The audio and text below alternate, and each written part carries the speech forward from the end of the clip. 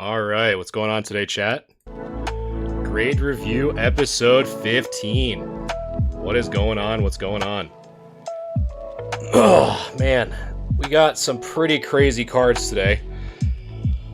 We got a nice little lineup. We got some announcements. It's going to be a pretty fun stream. So again, welcome. If this is your first time here, my name is Galaxia Gaming. And every Wednesday, we do what's called a grade review, where we review the community members' cards and assess what they would get as a PSA grade for free. So we not only go through what chat thinks the card would get graded, but I also provide my 2 cents. Again, it's a free service that I offer to the community, and I am super stoked to be able to provide that. So without further ado, let's get right into it. So I'm going to first turn this down a little bit. There we go. All right. So if anyone is new to grading, one of the things, or the 4 things that we like to look at, is centering, corners, edges, and surface. So today you can obviously see we have probably one of the biggest prize cards that is not a prize card in Pokemon, the first edition Shadowless Zard. So the first thing that we're looking for, right, is the text looks good. Everything looks good about the card itself. There's nothing that stands out to me that would make me think that this is fake in any way, both on the front and the back. So we are in pretty good territory as well. This submission is actually from a pretty reputable community member. So we're just going to get right into it. So the centering, I would say, is a little bit thicker on this left side than it is on the right, but not too bad. The corners are good. Edges are good. So near the text, so one thing that we see so far is we do have some dirt or something right there next to the 0, right below the 30. So what I like to do, and you can also see some surface gunk or something right there as well where my mouse is pointing. So one of the things that we can do, and I've shown this on previous streams, is you can just kind of take a Q-tip with some distilled water and be very, very gentle, especially on this Shadowless First Edition Charizard. That you can just simply take a Q-tip into some distilled water, make sure that it's, as dry as it can be without being sopping wet. You can kind of take care of both that one and that one where my mouse is to improve that surface score. So as we navigate towards the hollow, we do see some scratches, but all in all, not as bad as it could be. So we have some slight scratching near the flame on that left side. We have some scratching on the right side. But all in all, I think the little white specks that are kind of present on the hollow can be just simply removed by a microfiber cloth. So as long as you take the time and are really diligent and really careful, Jesse, thanks so much for the follow, then you can most likely get rid of most of these. Again, you just want to be really gentle. And honestly, of a card of this caliber, I would definitely test that if you have never cleaned a card with a microfiber cloth before, just so you can kind of get the feel of how to press everything. Hey, how's it going? Nice to see you back after your birthday. Hopefully it was good. Metro, thanks for the follow.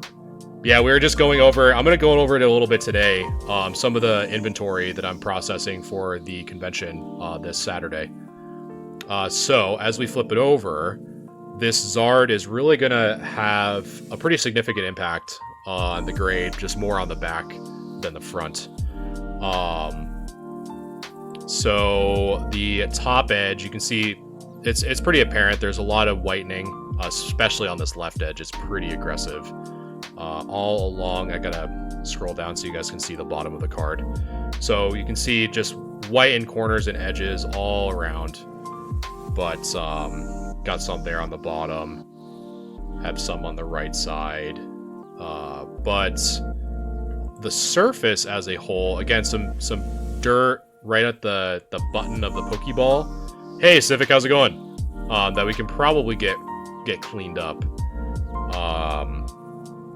Again, with this, a Q-tip and some distilled water, we have some... So any of these like little dirt spots or any of these little blemishes that are kind of present on the card can be cleaned with a Q-tip into some distilled water, which will improve that surface score. But again, since these edges are pretty aggressive, I mean, it'll help a little bit, but not a crazy ton. So what we like to do here, now that chat has had a chance to see both the front and the back, there is now a poll that should be in the top left-hand corner of your device that you have a chance to vote on what you think this first edition Shadowless Zard would get as a PSA 10 grade. So again, here is the front of the Zard. Pretty clean, aside from just some dirt and some stuff that we can probably get cleaned up with a microfiber cloth. But the back is really where it's kind of hitting us the heaviest, especially on this left side, the bottom, and the top. But as you guys vote on what you think this Zard would get, again, that should be in the top left-hand corner of your device. There should be a poll option. Once the poll is done, I'll kind of have that be the chat average, and I'll throw it up. Why not touch up the edges with paint? I don't know about that. If you're not being serious, then yeah, I mean, just Bob Ross it, right? Just paint a little happy tree, happy cloud. But if you are being serious, for grading, they would consider that alteration and not grade it through PSA specifically. Because I don't know when people are kidding or not. I'm waiting for my desk I ordered to come in so I can start using that. Oh, nice, Ooze. Yeah, I'm super. You should definitely keep me posted on how you like it. Like I keep saying it, it's an absolute game changer. Absolute game changer. But how do I join the Discord? Once we're done with this Zard, Ian, I'll kind of give my little spiel as people kind of come in, just so I can kind of answer the question all at once. Yeah, Hack. So if you are serious, so one of the things that you cannot do when so if you were to send this card in for grading, if you were to say paint this white edge blue, that would be considered an alteration, and PSA would not grade it because you're essentially altering the card by means of restoration through an alteration, meaning that you're painting it. The same thing goes with like card wax. So like you can kind of see some of these scratches that are present on the holo. If you use something like card wax to try to fill in some of those scratches, that too is also considered as an alteration. But if you just have this as your own and it's just for your own personal collection and you don't really care, I mean, I guess you can just do whatever you want with it. But ethically, if you tried to sell this card as like near mint because you painted all these edges, that's not a good move, in my opinion, but to each their own. Awesome, DJ. I appreciate that. Yeah, I figured it's pretty cool to, to be able to kind of get a general consensus as we go through here. So let's see. So the poll says, so the chat average is 5 to 4. So I think you guys are pretty on point. So now that we have the chat average of 5 or 4, I'm going to give what I think this card would get as well. So the corners and edges on the front side are actually really good. The only thing that I noted was that it's a little bit off center from the left to the right. In terms of surface, however, there are a few dots of dirt that can most likely get cleaned up to improve that surface score. And so what I mean by cleaned up, I mean with like a Q-tip and some distilled water. It's pretty easy. I've done it in past streams. But again, with something like this, you always want to test that technique on cards you don't care about, just in case if you mess up, because your first card doing that, you don't want it to be on a first edition Shadowless Charizard. So, but going back to the Charizard, there are some scratches on the holo, but not too bad, as well as some little white specks or things that can just be cleaned up with a microfiber cloth if done correctly. So the front isn't too bad, but it's the back, however, that really kind of takes this card further down the score. So a lot of whitening on this top edge, left edge, bottom, and right. Most notable is this left edge.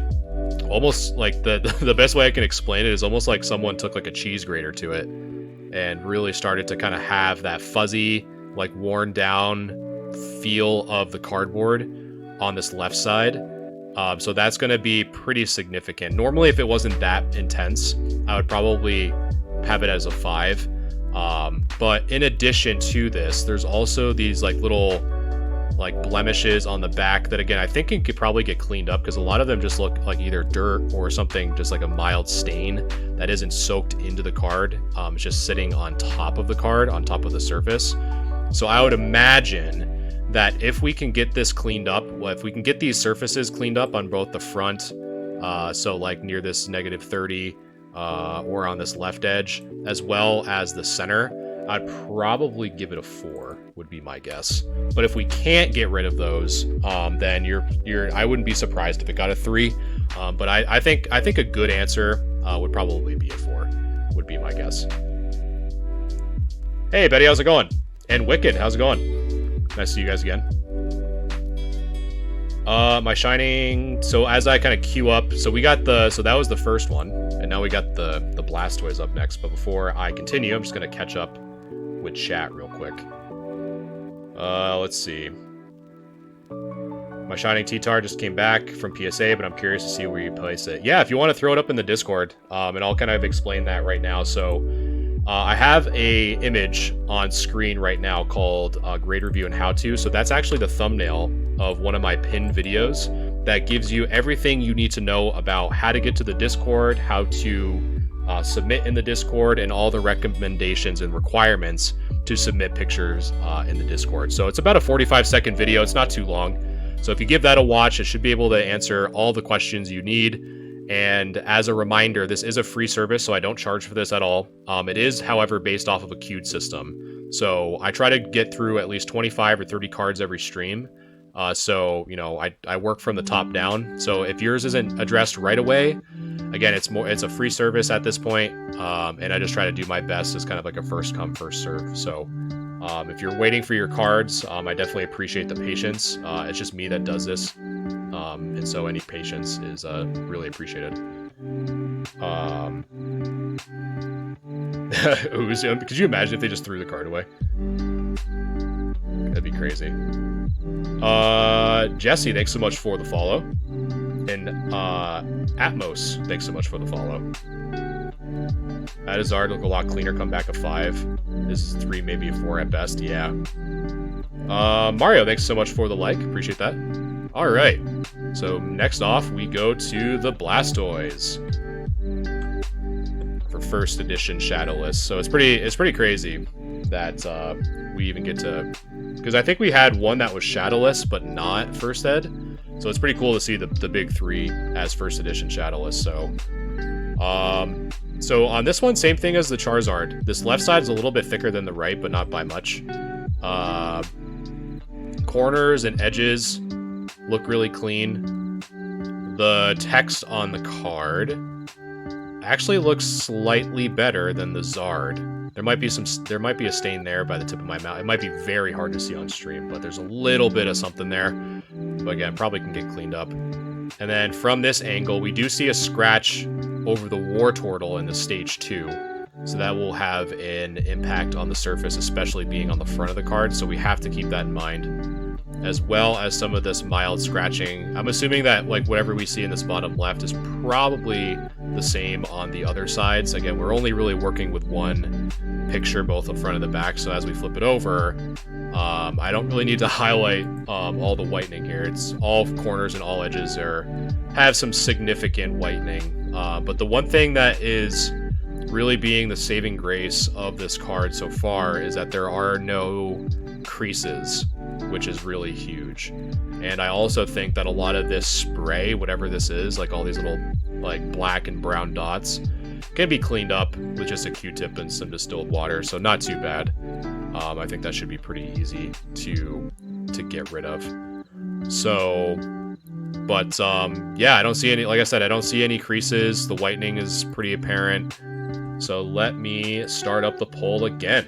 So again, if you're new here, there should be a poll active on the top left-hand corner of your device. So if you want to vote and weigh in there, what I end up doing then is I take the average of the poll and have that be the chat grade. So while you guys are voting, I'm going to catch up with chat. I traded my Dark Charizard back in middle school for a full art Blastoise from the XY re-release. My biggest regret.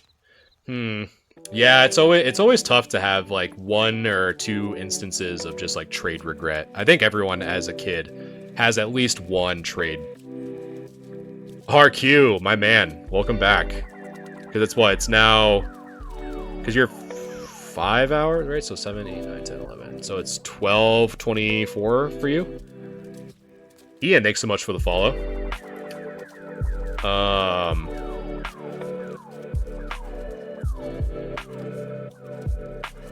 But yeah, no, I definitely always appreciate the support for sure. Yeah, well, I think my biggest regret was, it wasn't even a trade, I think it was a sale.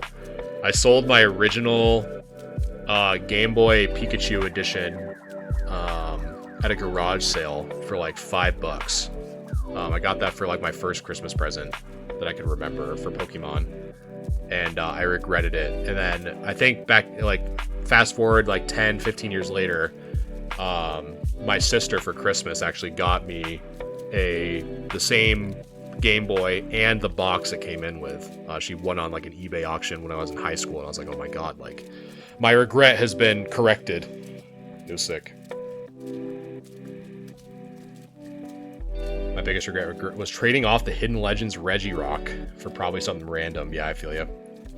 I traded my Zards for Yu-Gi-Oh cards. Well, hopefully it was a Buster Blader Wicked, or something cool, like a Dark Magician Girl, Buster Blader, Dark Magician of Chaos. Hopefully it was like a sick Yu-Gi-Oh card. And not just like some Mystic Tomato. hopefully it was something good. Alright, so it is pretty unanimous this time around that chat is thinking 5-4. So with this Blastoise, the front, in my opinion, is a little bit better than the Zard, with the exception of the scratch across that stage 2 Wartortle. You know, a little bit of surface wear there. But as we flip it around, the whitening is pretty apparent on all sides. However, it's not as bad as the Zard, especially on this left side. The left side of the Zard was really bad. But this one, although bad, not as bad as the Zard. In addition to a lot of these little like black and brown specks that, again, in my opinion, based off of what I'm seeing, could probably just be cleaned pretty easily, again, with a Q-tip and some distilled water. But all in all, not too bad. If we can get these cleaned off, of course. But I would say for this Blastoise specifically, with the front looking as good, with the exception of some of the hollow scratching, both in the picture and in the stage 2 box, and this background, I think the thing that's saving it, in my opinion, from it being a 3 is that I do not see any creases on the front or the back. If we can get some of these cleaned off, I think you're probably looking at a 4, would be my guess. But yeah, thanks so much for the follow. Appreciate you. All right, so next up, got the last of the 3. So it's kind of cool that we were able to see the Charizard, the Blastoise, and the Venusaur as first edition Shadowless. Pretty sick. Oh, look at that. Speaking of Blastoise that we just got finished up with, Blasty Boy, thanks so much for the follow. Appreciate you. And for those of you who have liked and shared and followed so far, I really do appreciate it. Definitely means a lot. Again, this is a free service that I offer for the community of just kind of reviewing cards, giving my opinions on what I look for and what I would assess the card at for PSA grade specifically. And then we also let chat weigh in too. So if you're ever curious about, you know, what your card would get without needing to pay PSA and just, you know, go through that whole process. Again, this is a totally free service that I love providing to the community, and I always get a kick out of it. So, and just looking at cool cards at the end of the day. Something different. Derek, thanks so much for the follow. Alrighty. So, next up, we have the Venusaur. So, unlike the Charizard and the Blastoise, I honestly think the centering of this Venusaur is very good. But let's take a look. So we are seeing unless it is a picture illusion, because you can kind of see like some of the edges is a little bit shadowed almost. We do have what looks to be a degree of silvering on that right edge. So for those of you who may not know what the term silvering means, so silvering was when Wizards of the Coast was printing these cards en masse and trying to get them out the door as fast as possible. One of the main things that they didn't really care about all that much was consistently replacing the blades that would cut the cards off the sheet.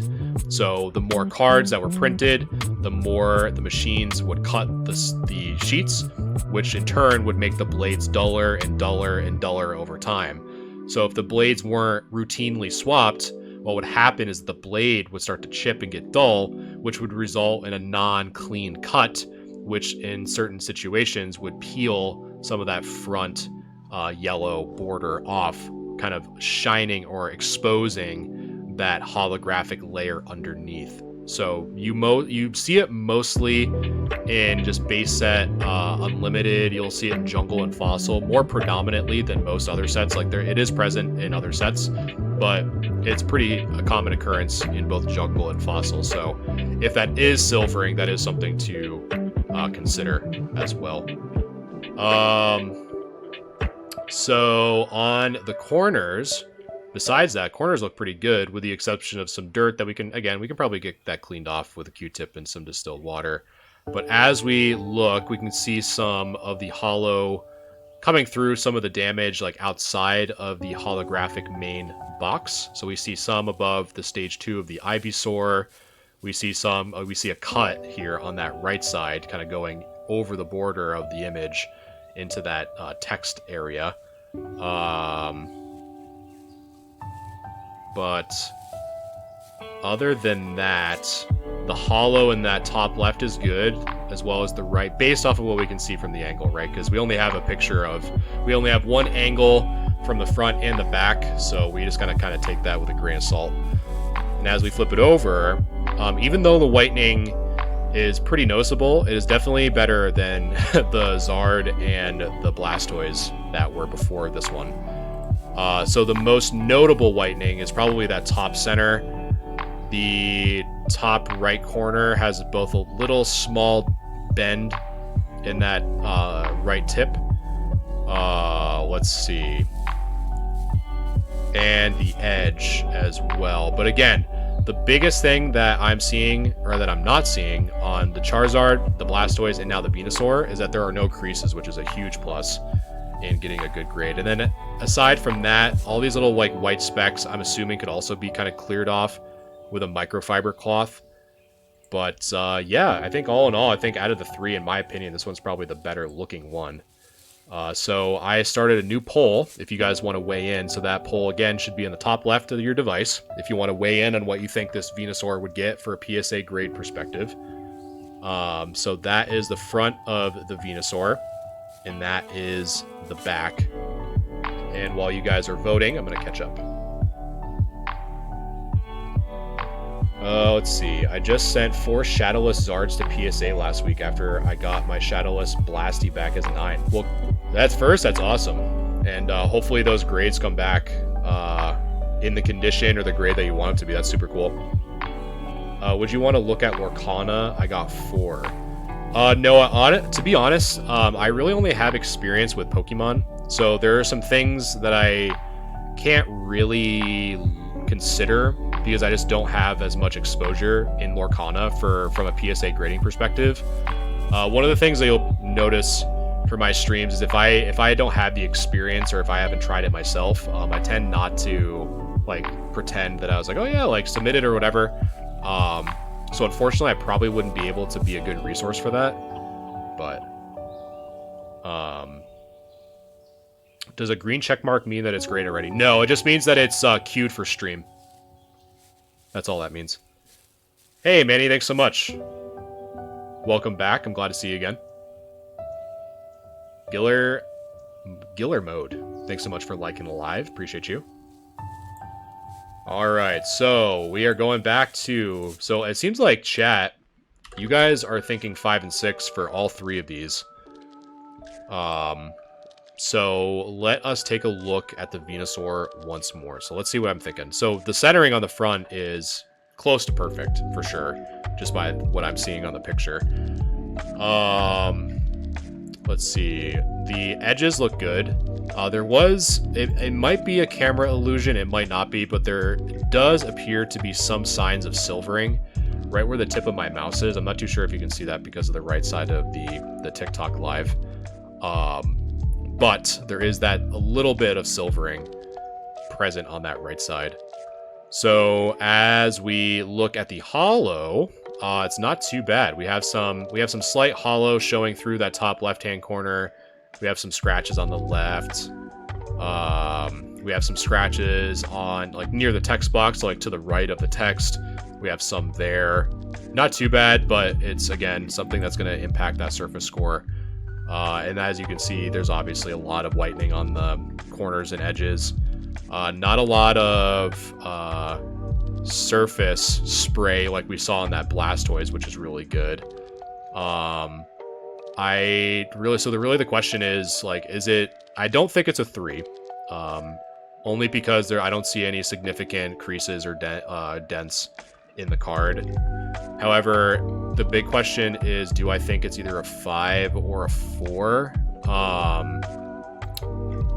That's probably going to be the tough call, whether or not it'd be a 5. Because it definitely looks, because I don't know if I'm just biased based off of what the Charizard and the Blastoise looked like. The Charizard and the Blastoise, for me, were pretty easy 4s. If a lot of it couldn't get cleaned off, especially with like the black spray that was on the back of it. But I'm trying to think, because I have seen some 5s in better condition than this, obviously. But I just think from the amount of the whitening that is peeling here and on this right edge and pretty much surrounding all 4 corners and edges, in addition to this small bend up here in the top, I want to say probably a... This is wrong. This was a 5 or 4. I'd probably say a 4 in my opinion.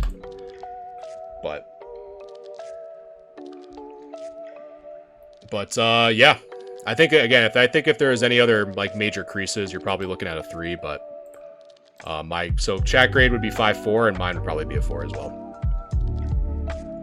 All right, so next up, we got some fun e-reader stuff. Again, all from Poke.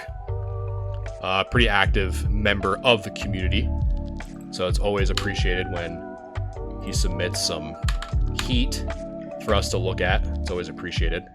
It's always nice too to have, some of these cards are just such at high value that for me personally, I don't get to see them a lot like in person, right? Because a lot of them tend to kind of stay in collections and never really see the light of day.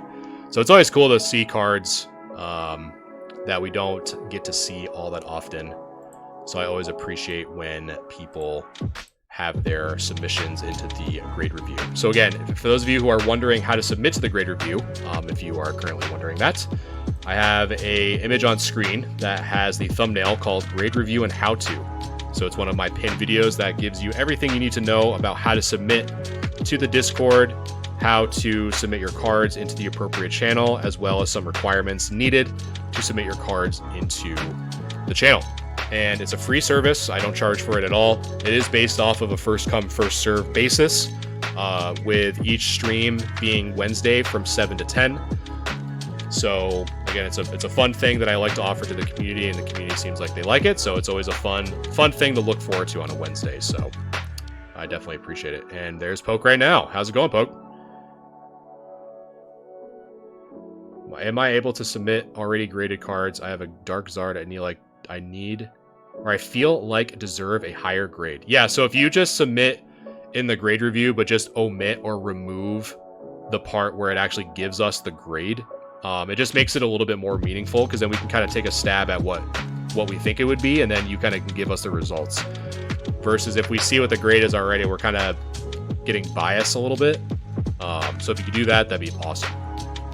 And there's the Tiny Diny. I appreciate it, Poke. Alrighty, So let's move on with the Poliwrath. So we just got done poke with your Charizard, Blastoise, and Venusaur. So just to recap you, because I think you just joined. The Zard was I think they're all 4s across the board, if I remember. So I think the chat grade was 5 to 4 on all 3, and I think mine was 4 for all 3. But this Poliwrath, however, just based off of the front, definitely not a 4, for sure. So let's take a look. So edges and corners looking pretty sharp here. And honestly, this holo is beautiful. And I don't know if that's a hair by the Poliwrath's foot or a scratch. I'm not too sure. But I'm going to assume it's a scratch because I don't see like any hairs like continuing on. But let's take a look. The holo is again super clean on that front side, so we'll just flip it over. And the back is a pleasant surprise compared to the Zard, the Blastoise, and the Venusaur, which is super nice. That top edge is super clean. A little bit of whitening on that left corner. Let's see. I don't know if this might be a camera illusion. It makes it kind of look like there's a lot of like edge wear here, but I want to say that that's a camera illusion. I'm not gonna focus too much on that. Bottom left corner looking really nice. There is some whitening in that bottom right, but that right edge rather is pretty clean. The only thing that I really see if I had to pick something that caught my eye was some of these small white specks towards the bottom left, as well as this right edge. You can probably get rid of those with just like a microfiber cloth.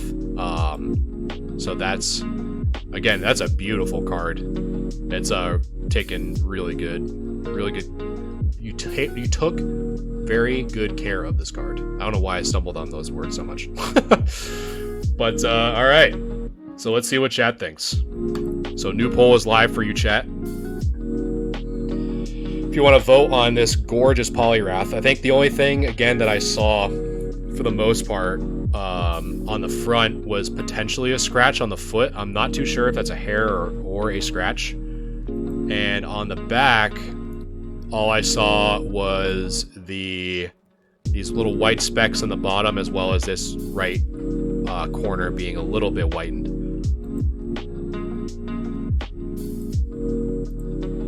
But again, if you guys want to vote, there should be a poll on the top left of your device if you want to weigh in. That's how I normally like to keep track. Poor cell area, huh? Well, I appreciate you sticking it out. Appreciate you sticking it out. And I always love this artwork because of the just like the random Aerodactyl. I think that's an Aerodactyl. I want to say it's an Aerodactyl in the background. That's always so cool to me. Poliwrath is kind of chilling.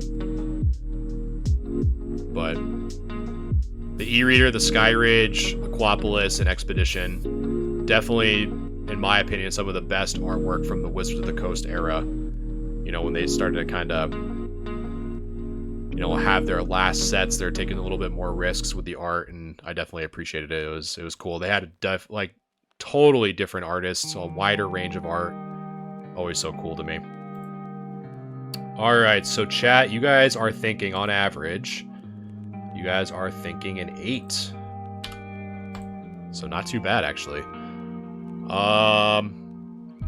Again, I really wish if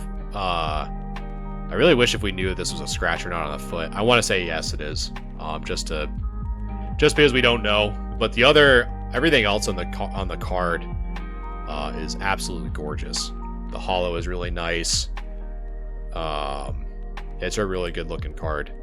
Really, the only thing that I see, again, I don't think that this left side is anything worthy of note, because I just think it's just from how the picture was taken.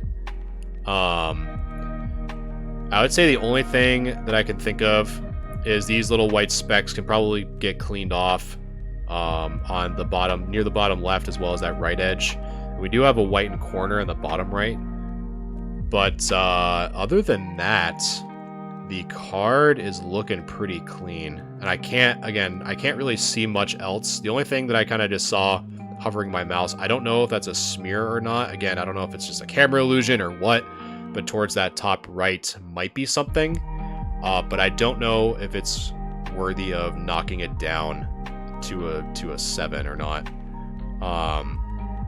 So I'm thinking just based off of the corner and the potential of this being a scratch, I would probably say an 8 as well. So I think myself and Chad are on the same wavelength for the Poliwrath. All right, so next up we have the Exeggutor from Aquapolis. Super cool art. Again, just so different between the two. I absolutely loved it. And the cool thing is with this one is that it has a crazy looking swirl behind the rock. That's really cool. Why did Wizards of the Coast sell? I think they lost their contract. I remember watching at work. I remember watching like a documentary on it because they were planning on making. I think they were planning on either making Base Set 3 or Legendary Collections 2 that released some of the Japanese exclusive arts in the States, but I think it was because of a contract issue. I'm pretty sure, but I think that's the only reason. Because Pokemon started to kind of just like print them on their own, and they didn't really need Wizards because they needed an American company that already had the infrastructure and the power to print it, and so that's why Wizards was chosen. But yeah, I feel you, Ginger. I absolutely love e-readers. I like the e-readers, Aquapolis, Expedition, Skyridge. I'd like, man, if only I wasn't a middle school kid losing interest in Pokemon because it, quote, wasn't cool anymore. Ugh. Another regret, right? Thinking, oh, Pokemon's not cool anymore. No one's gonna like me if I like Pokemon, blah. I should have just, like, went full mode, full nerd mode, didn't care. I don't even remember middle school. But damn, I would have remembered getting some sick-ass cards, tell you that. I definitely, I don't even know if anyone really remember. I don't remember anything about middle school. Like, all that information is just gone out of my brain forever. Okay, so edges and corners again, same as the Poliwrath. This one's really clean. This time around, this hollow, there is without question, from this angle specifically, I can't see any scratches. I mean, this front is immaculate. Kudos to you, Poke. Again, I've said it once and I'll say it 10,000 more times. The condition of some of these cards is pretty impressive. And then for this one, again, I think the same thing, like just by the angle and the camera illusion. I don't think this is like any whitened edge, especially just seeing the right side of this not being as bad as the left. The centering on the back is actually really good too. The only thing that I'm really seeing is just some whitened corners in the bottom left, bottom right, and top right. But man, aside from that, the surface of this card is amazing. Really, really good job at keeping these cards in good condition. So the poll is active if you guys want to weigh in while I catch up with chat. I remember I got bullied into collecting Yu-Gi-Oh! It's kind of weird, right? Like, oh, you got bullied into playing a new card game. I remember for Yu-Gi-Oh! I remember trading like a structured deck Celtic Guardian for some kid's Buster Blader that he ripped from a Pharaonic Guardians pack. I was a little hustler back then. I don't know, like, for better or for worse, I just, like, if it was hollow, I needed it, and I was just trading and just, I never stole any cards. I'll say that. I never stole any cards. I said, hey, here's this card that I have. Like, I'll trade it with you. TCG player didn't exist back then. But, so here you go. I'll trade you a structure deck, non-hollow Celtic Guardian for your Buster Blader. And he's like, oh, it's sick. I was like, yeah, it is sick. Give me that Buster Blader, boy. But, yeah, I love Yu-Gi-Oh! Too. Yu-Gi-Oh! Is fun. My buddies and I are actually playing I guess while I continue to wait for the poll to finish up, my buddies and I play a progression series style of Yu-Gi-Oh! Where we buy Korean booster box every other week. and we progressively build our decks off of each set. So like we started with Legends of Blue Eyes. We made a deck out of only Legends of Blue Eyes, and then the next like week or two, we would buy Metal Raiders, and then we would update our deck with the Metal Raiders set, and we just continue doing that. Super fun so far. I think we're at Rise of Destiny, so we've been doing it for almost like 6 months. It's been super fun. Three-Eyed Bull, thanks so much for sharing the live.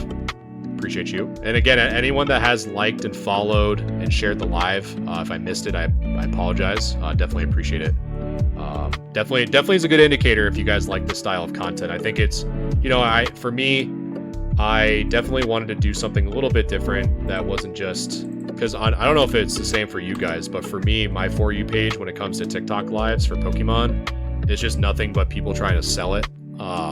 There's not a lot of other content creators for Pokemon specifically that do anything else other than just selling you stuff. So I just thought, I thought it'd be a cool alternative, and I'm like any indicators of support that I get is always a nice. It's just nice to see. Thoughts on grading Yu-Gi-Oh cards? I actually submitted Wicked. I actually submitted a Dark Magician of Chaos from Invasion of Chaos, first ed. In the last submission that I don't know if you were here when I was processing that. Betty's cards were also in there too, because I'm testing it. She's helping me test out a new grading service that I hopefully want to offer to the community, but there's some kinks I still got to work out. But I submitted a Dark Magician of Chaos not too long ago. I've submitted a Blue Eyes from Ghost from the Past, but yeah. But yeah, super excited to see what that DMOC comes back as. I appreciate that, Kirby. Thanks so much. Alright, so the Executor. The one with farting out a swirl. which is I'm a big sucker for swirls. Doesn't matter where it's coming from. But yeah, the front, I think we're all in agreement this front is pretty clean. I don't see any scratches on the hollow, which is super impressive to me. I don't see any scratches on the hollow of the scanning part of the card, so we just flip this bad boy over. Really the only thing that I see is just, I think if one of these corners had the whitening and the other two didn't, I'd say this would be an easy 9. But I think since the left, right, and top have a little bit of whitening, you're probably looking at an 8, would be my guess. There's really nothing else to really critique other than those 3 white dots. But again, a super beautiful card. So you should be proud for having that one. Okay. Let's see. So before I continue on with a Victory Bell, the last one for Poke, for his turn, we have some other people that are queued up. This is a long stream. We do this for about like 3 hours, so there's definitely more to come. So let's see. There was items were like 50. Hold on, let me catch up. There are items like $50 over market price, and they banned me. Yeah, well, I don't really get. I just don't get it. I don't know. And that's what I'm going to kind of show off too. Again, for those of you who are new here, I actually am going to a convention, a weekend convention, this Saturday and Sunday. I drive up rather Saturday or Friday. Geez, got my days all mixed up. And I have a pretty interesting take on prices and stuff like that. And again, I think there's just so much of it on TikTok that it's like, man, I just don't want to be another person that just sells stuff. Do you post the entire? Yeah, I do VODs, Kirby. So I do an entire VOD. Totodile, 135, 165. All right. Missed the old era. Yeah, it was cool, man. They're definitely, trying different art styles, different techniques. It was really cool. Metro, thanks so much for liking the live. Appreciate you. All right. So let's get right into it. So next up is Victory Bell. So the centering, because I saw a comment in the chat and it is pretty difficult. It's pretty difficult to measure the centering on the front because with e-readers, right, they have spots that are dedicated to scanning the card. So really the only thing for centering that you can really gauge is if the top and the right are, like, if one seems thicker than the other, it'll kind of be like a soft indicator on whether or not it's centered well. And in this case, looking at the top to the right, it looks relatively centered, warranting that it is an e-reader. But no dirt or grime, which is nice. Again, the holo, just like the Executor, is immaculate. So super, super good job keeping that in great condition. So as we flip it over, I am seeing a little bit more whitening this time around. Again, which is not even that bad compared to the Zard, the Blastoise, and the Venusaur we just got done looking at. But, excuse me, we have one white dot in that top left-hand corner. We have some a little bit on this left edge. Have some little hairs, some whitening on the bottom right. But yeah, that front is immaculate, in my opinion. So a new poll has started in chat. Wicked, thanks so much for whatever that is. Little TikTok icon. Appreciate you. And Baz, thanks so much for the heart. Didn't mean to miss those. And Eric, thanks so much for the follow. And Dale, thanks so much for sharing the live. Appreciate you both. Thanks so much. And then Wicked with a heart. Appreciate you guys. Appreciate the love. Yeah, this artwork's so sick. I honestly, like, because I when someone asks me like what my favorite Pokemon is, and I don't want to give them, because my favorite, without question, is Jolteon. But if someone asks me, it's like, all right, you know, a lot of people like Evolutions. You know, what's your second favorite? My second favorite is Victory Bell. It's just the derpiest looking card, especially how it interacted with James in the anime. I just love Victory Bell, and it was such like a cool, Pokemon in like red and blue and yellow. I felt like it had like a good, like as like a kid, I felt like it had such a really good like moveset. It had like sleep. It could use all the sleep powders. It had Razor Leaf. I always just felt that it was super tanky. Like super tanky, had good attack. I just like gravitated towards it. Thought it was really good. But yeah, especially this one, like the sleep powder coming out of its mouth.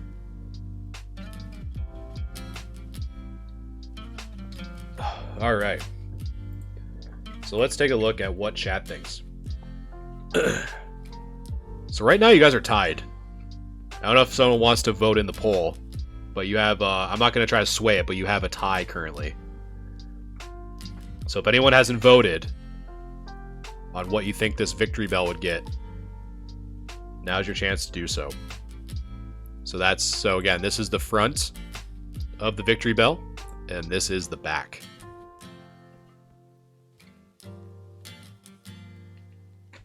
And you guys tied it again. All right. There's the I'm going to lock it in. So you guys said 8. Because I saw one vote in chat that didn't vote in the poll, which is fine. Thinking 8. All right. So the Victory Bell from Aquapolis. So what am I thinking? First off, centering is good based off what we can tell, because for e-readers, it's really in the top and the right that we can see, but it looks pretty symmetrical from what I can tell. Holo is in gorgeous shape. I do not, from this picture at least, I do not see anything that stands out to be a major issue, nor do I see any major issues on the text itself. So if we flip it over, really the only thing that I see is some whitening on this left edge, but again, I think just because of how the pictures are taken, I want to say that it's really only the corner and then maybe 1 and 2, those two edges.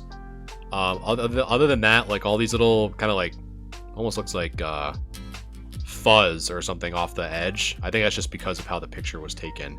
But the other corners is top right, bottom right. There's a little white dot there. And the bottom left is actually in pretty good shape. But just because of how clean the front of the front of this card is, I'm probably also going to say an 8 as well. But if there's anything else that we can't see from the scratch, or for anything on this holo, if there's any scratches, it'd probably go down to a 7 just because of the whitening on the back. But the front of this is so clean. But again, kudos to you. These cards are in excellent shape. The Poliwrath, the Executor, and the Victory Bell were in amazing shape. So kudos to you. So that was Poke's submission. So again, thank you, Poke, for submitting the really good lineup. So we had the first edition Charizard, Venusaur, and Blastoise from base set, the Shadowless, as well as the Poliwrath, Executor, and the Victory Bell. So thank you, Poke, for that. And before I queue up the next person, because again, we are streaming for another probably a little over 2 hours, so we are still going. I try to run a giveaway once a month in the beginning of each month. And this one that I'm going to be starting hopefully next week, for those of you who were in the beginning of stream, I actually had a anime style intro made, and one of the voice actors that I work with, I've partnered up with her for quite some time because she does her own content as well, that I'm going to be doing another giveaway. So this giveaway entails, so this is my voice actor that voices my character Eve. So we're going to be doing an appreciation giveaway, probably starting on May 6th. There's going to be more information as I kind of get the logistics coming out. But this one, you'll be getting a free t-shirt that I've designed, as well as an exclusive Eve card signed by Doll herself. So that one's going to be coming out soon. Again, the voice who did the intro, as well as some other videos that I've done with my mascot Eve. So if you want more information, and if you aren't following the TikTok already, make sure to do so, as well as the Discord. I'll make the announcement there as well. So the next part that I want to show before I queue up the next person is we have the Mew Gold Star. So the reason why I am showing an already graded Mew Gold Star is we actually had this go through this exact grade review. So this grade review, again, it's not a requirement to submit these cards, but some people do submit their cards after they go through our grade review. So anytime a community member does submit their cards and returns it back, it's always good to kind of see, what how accurate we were, where we can improve. So as you can see on screen, this Mewtwo Gold Star got a near mint 7, which again is a beautiful looking card. This was by Killjet. Very, very good condition, I think, all things considered. And as I look back, so without kind of going and pulling up the VOD, so when this was reviewed, the chat grade was 8, and then my grade was a 7. And so I think we were pretty spot on. So it does goes to show that, even though we only see a picture of, in most instances, we see, only one picture of the front and back. It's always good to see how accurate we are as we continue to do these, because, it's just good. It's just good thing to check on, because at the end of the day, if I do this but I'm way off, or if chat's way off, it doesn't really make much sense to do these grade reviews. So the more accurate we are, the more legitimacy that there is behind it. There's obviously going to be a degree of error because it's on a computer screen. I don't have the card physically, nor do you. But it's always cool to see what the community gets back for their grades. So definitely appreciate that. And let me get the next batch going here. So next up is, I'm going to save CLs for after, because CLs is actually, someone was mentioning graded cards before. So we have a submission that was a graded card that we can review, just to kind of gauge our accuracy. So this one is from Satan. So we can't make Satan mad. Hopefully we don't. So if anyone is new here, for modern cards specifically, these tend to go a little bit faster, because the modern is really what you're looking for in modern is centering and edge wear, because it's under the assumption that when you open up this product, you're not opening it up and throwing it down a flight of stairs or throwing it on the ground or, you know, really abusing these cards the moment you open them out of the pack. So the question really is whether or not it's going to be coming back as a 10 or not. And what I can tell, and I don't know if you guys agree or not, I don't know if that left edge is thicker than the right. I'm gonna use my ruler and see, help me out a little bit. So I put a ruler on my monitor and I'm measuring right now. So it's a 1/4 inch on the left, and on the right, it's just under a 1/4 inch. So yeah, so that left side is a little bit thicker than the right. But let's flip it over to see if there's anything else that kind of stands out. Yeah, the only thing that I can see, unless this can be removed, there's a little white speck there. But I also think, because again, it's a little bowed, because you can kind of see that shadow on that left side of the cardboard. It's about a 1/4 inch on the left, and just shy of a 1/4 inch on the right. So I think just because it's so slightly off center on the front and the back, I don't think you'd get the 10 here. You'd probably get a 9 on the Celebi if you can get rid of this little white speck. But yeah. Let's see. So as I move to the next one, so these ones are going to be a little rapid fire because this section, I actually think there's only 2 people that actually have the max submission. So we're going to be kind of flying through different people's submissions here in a second. Yeah, Semi, exactly. Yeah, if it's not really a 50-50 ratio front back, top down, left right, you're not getting there, especially with Modern too. Because really, in my honest opinion, there are very rare instances where grading a Modern card with the intention of it getting like an 8 or a 9 really isn't worth it. You're really going to be trying to submit to get that 10 in most cases for Modern. There's obviously exceptions to every rule, but for the most part, that's true. All right. So as we queue up, you guys already see the original, the OG Moonbryon. Personally, if I were to look between this Moonbryon and, well, actually my favorite quote-unquote Moonbryon, because I think there's still a moon in the one. I think it was either from... I know Poke actually submitted one not too long ago. The Umbreon was from, what is it, Expedition or Aquapolis or one of those 3 e-reader sets. I can't remember on the top of my head. But that one's probably my favorite one. But... George, or Georgie, thanks so much for following the live. Appreciate you.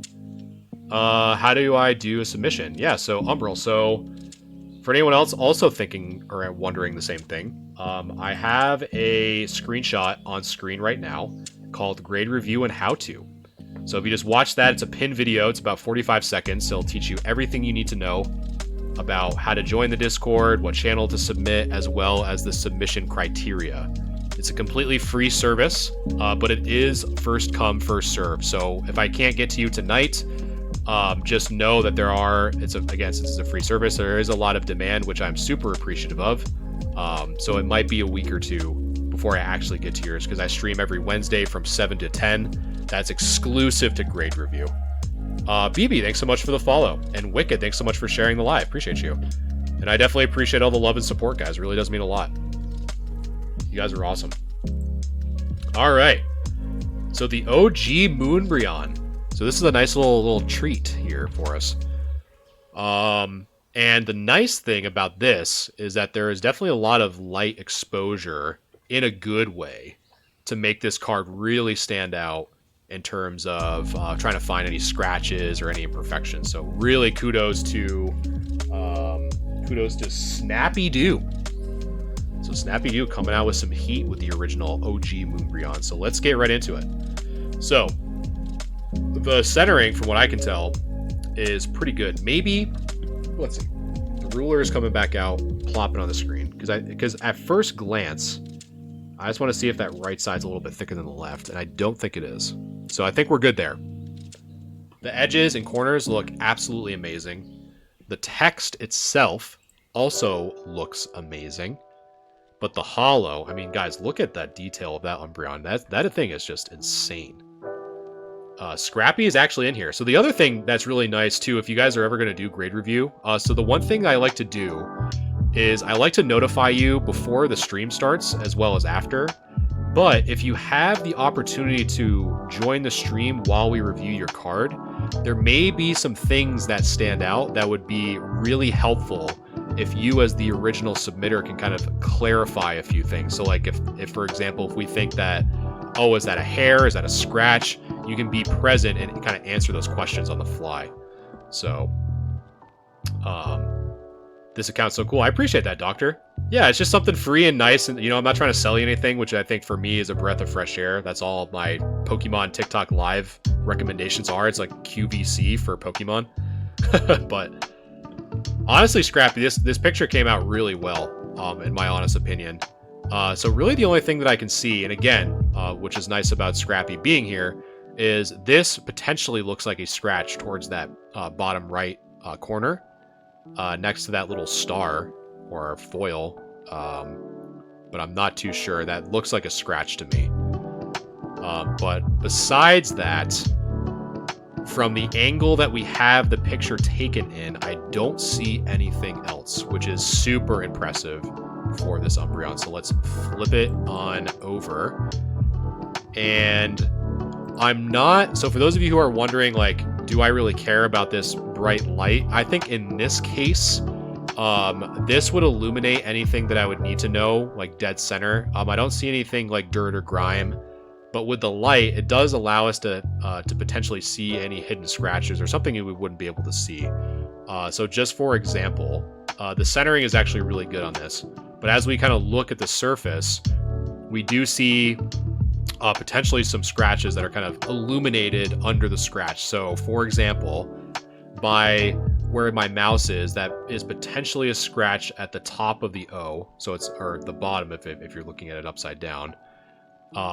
We do have some scratching on this left side as well. So there's some scratches that kind of become more apparent because of the lighting, but we also need to consider that as well, meaning that they're not as predominant because they're just being highlighted by the extreme exposure. So regardless, so as we kind of go around, we do see some whitening on the left side, so right by the tip of my mouse there. We also, let's see, I thought I saw something, but since the binder itself has like some white, like slight white reflective parts, some of that, even though it may look like it's on the card, may actually just be on the binder that's being taken on. Because this left corner is actually really nice.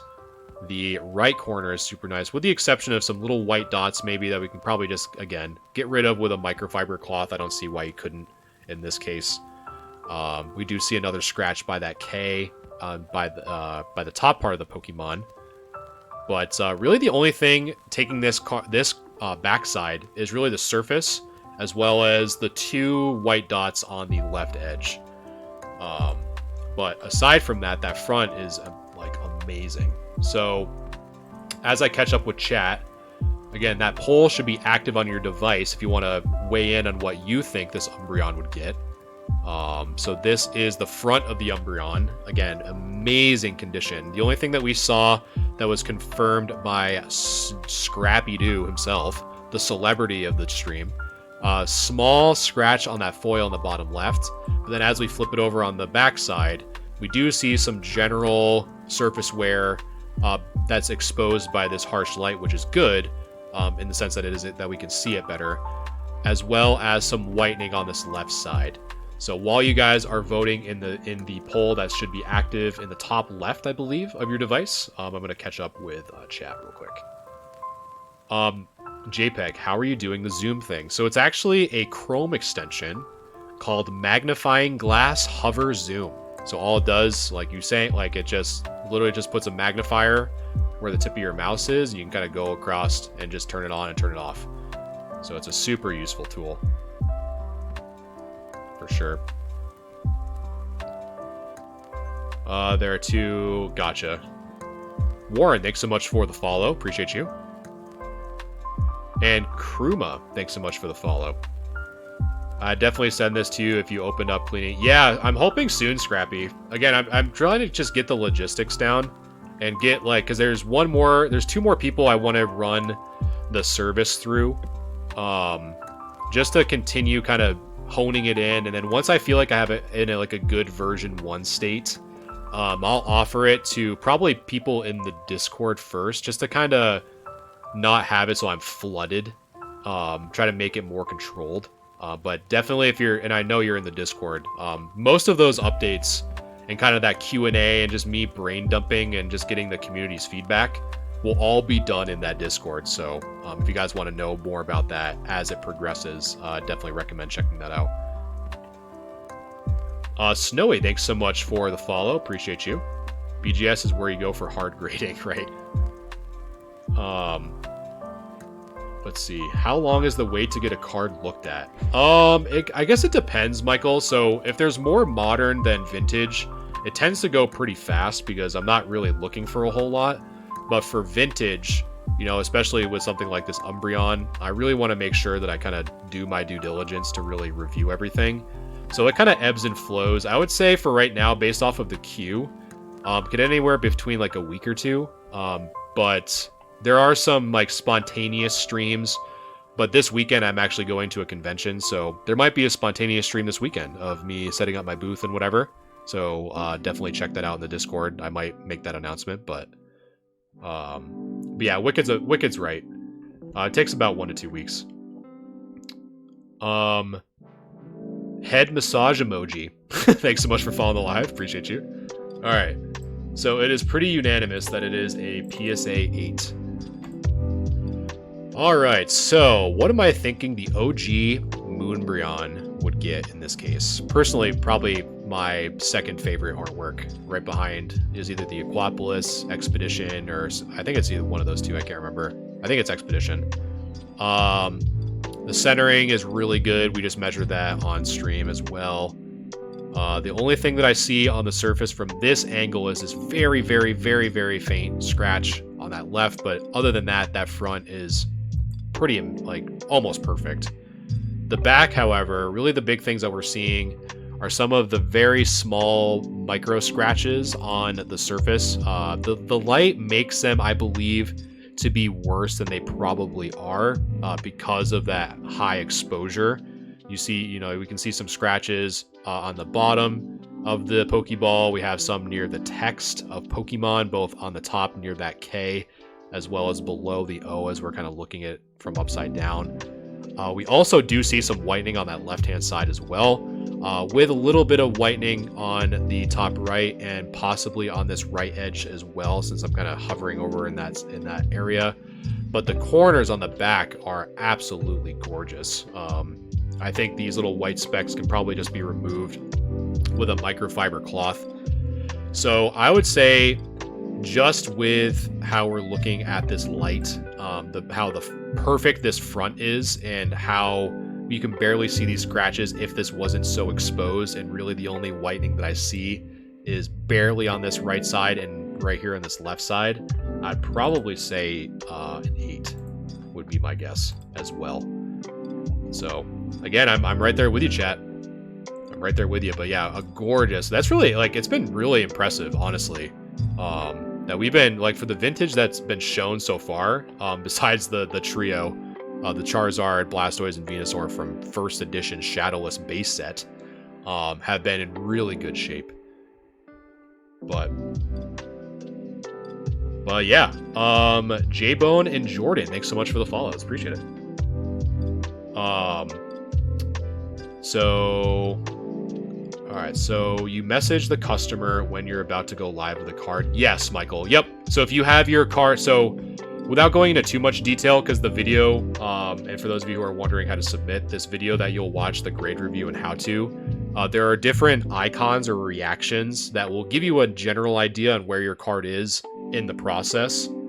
So definitely check that out. But yeah, if your card has both the blue, or on some devices it's actually gray, a gray checkbox as well as a green checkbox. It means that I'm about to stream your card, and I'll normally do my best to notify you before I go live. And if you don't go, if you're not able to make it, I try to upload the VOD uncut, probably about 3 to 5 days after the stream ends.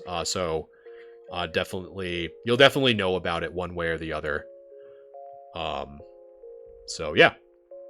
What's the price? Yeah, Daniel. So like what Wicked said, this is a completely free service that I offer. It is a first come, first serve. Once you're in the Discord. Again, I try to do my best to, kind of go through as fast as I can. I do this this is my small business, in addition to some other stuff that I do, like in terms of sales, because I have a convention coming up this Saturday and Sunday actually. So most of my focus is there. In terms of like selling things, but this is like a nice fun hobby for me, just to kind of review, give my 2 cents. I've been grading personally since 2017 with PSA, and during that time I like to keep track of what I get. So if I submit a card and I think it's going to get a PSA 7 and it comes back as a PSA 7, I note that. But if it gets a PSA 6 or a 5, I try to do my best to learn from my mistakes and continuously improve, and I've been doing that since 2017. So I figured, hey, just give my 2 cents, like what I like to look for, and see if it helps. So that's pretty much that in a nutshell. Yeah, I got you, Semi. My eyes are locked. I remember. My eyes are locked. Where do I upload the VOD? I upload it on my YouTube channel. So everything that I have for like social media is all on my website. So if you just go to galaxiagamingtcg.com, like my socials, my YouTube channel, all that stuff is all in one spot, but like the hub of all like my links is on my website, as well as Discord will notify the channel when a VOD goes live as well. Oh, interesting, Chris. What is that, a burrito emoji? I'm getting emojis following me. I'm gonna say it's a burrito emoji. Thank you for following the live. And Ryan, thanks so much for the follow. Appreciate you. All right. So again, thank you, Scrappy Doo, for the beautiful Moonbryon. That's a really good find. Honestly. So kudos and congratulations on that. Super nice looking card. All right. So we had the Celebi V. We have the Umbreon V. Poke, thanks so much for the donut. Appreciate you. So we did that one. Ooh, this one's, again, we got some really nice cards tonight. We have some really nice cards. So we got the Shining Mewtwo. Absolutely. I loved when they introduced the Shinings as cards. I thought that was super cool. So this is thanks to Zence Killer in Discord. So Zence, thank you so much for letting us review your Shining Mewtwo. And let's get right into it. So, oh, nice RQ. Yeah, it was good. I think I don't know if were you in here when we assessed it? I think we assessed it as a 9. Because it was pretty quick again since it was modern, but all right, so the Shining Mewtwo. The centering, to start off with, looks pretty good. Mike, thanks so much for the follow. Appreciate it. So as we look at the edge, so this is where first let me get rid of the old grade from the OG Moonbryon, and let me bring out the little magnifier so I can kind of talk about what I'm seeing, just in case if you guys in chat can't see. So as I'm looking on this top edge, I am seeing what appears to be almost like a dirt stain or something along those lines towards that top part. I'm also seeing some slight edge dings that could probably be treated with like a humidor and a press, but that's a little bit of an advanced technique if you're not used to doing that, because it's, first you have to have a humidor, but which I'm hoping mine is about to hit the appropriate humidity soon. But nonetheless, there is that to consider. The left corner, it looks good. Take a look at this left edge. We have a little dirt stain there. And what I mean by there or here, I'm just referring to the tip of my mouse. So if you guys are wondering where exactly I'm kind of looking, right now I'm going counterclockwise with the magnifier. What set is this Mewtwo from? It's from Neo Destiny. Is it Destiny? Yeah, Neo Destiny. Because there's Discovery, there's Genesis, Discovery, Revelation. Yeah, there's 4, right? I think I'm right. Yeah, Destiny. There's some dirt here. A corner ding here. Some nice chunk of dirt or something right there. I don't know what that is, but probably get rid of that. So unfortunately, as we start to look at the Mewtwo itself, we do see almost like a dent in the tip of the tail. I don't know if you guys can see that. But that will definitely impact the surface score for sure. Because this card, right, is textured in a way that almost like at certain angles makes certain parts of it look like it's dented. But it's just from the texture. So if you guys are ever into Yu-Gi-Oh! Or have seen Yu-Gi-Oh! Cards, a good example of this is the Ultimate Rarity that has like this interesting texture to the card. But unfortunately, the one on that tail is not part of the texture. It's actually a dent. So let's flip it over. And let me zoom in here just a little bit. And the dings that we saw on the front are also looking like they kind of carry over to the back. So let me flip and Welly. Thank you for the follows. Appreciate it. But yeah, we do start to see a little bit more of wear on this edge ding. It's even getting a little bit darkened, probably because of the dirt or grime that this card was exposed to. But the corner, again, that corner is looking pretty nice. So far the left edge is doing pretty good, as well as that bottom corner. The bottom right, however, does have 2 dings there. And as we finish up on that right side, which is actually pretty nice, we are seeing some more notable surface wear on the Pokeball. So you kind of see that scratch there, as well as here, and some dirt stains at the tip of my mouse as well.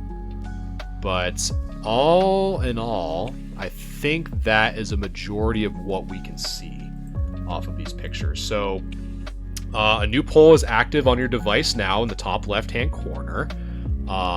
If you want to weigh in on what you think the Shining Mewtwo would get. So that is the front. So the main noticeable things that we can see on stream, at least, is we have some surface dings on the top. We have this dent on the tip of the tail. We have some dirt and grime kind of scattered around, but this one towards the bottom is the one the most noticeable. And as we flip it over, we see some pretty significant whitening, almost dirtied whitening on the top. Has some scratches on the Pokeball, and we have some corner dings in the bottom right-hand corner. So while you guys are voting on your device, again, the poll should be active on your device so you can weigh in. I'm going to catch up with chat because you guys have been flying here. So let's see. How long am I going to be streaming for tonight? Probably until like 10 o'clock p.m. Eastern, Chris. Because again, I have that show coming up on Saturday, so I really have to kind of end at that time, just to make sure that I, because I have to inventory stuff and do a bunch of boring. I have to do the boring stuff the next few days. But maybe I'll keep my Celebi ungraded. Yeah, it just depends, RQ, whether or not whether or not if you were looking for the 10. I think the centering was what was going to hold you back from the 10, in my opinion. But what set is the Mewtwo? Yep, Destiny. Yeah, Civic, you definitely haven't added any more cards. For surely you don't know how to do that. Kalo, thanks so much for the follow. I appreciate that. It's all good, Chris. It is all good. I don't need people setting alarms for me.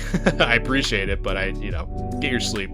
I've been like really trying my hardest to get better sleep these days. I feel like I've been weirdly enough, I've almost been like procrastinating going to sleep because of like how much work I do at night.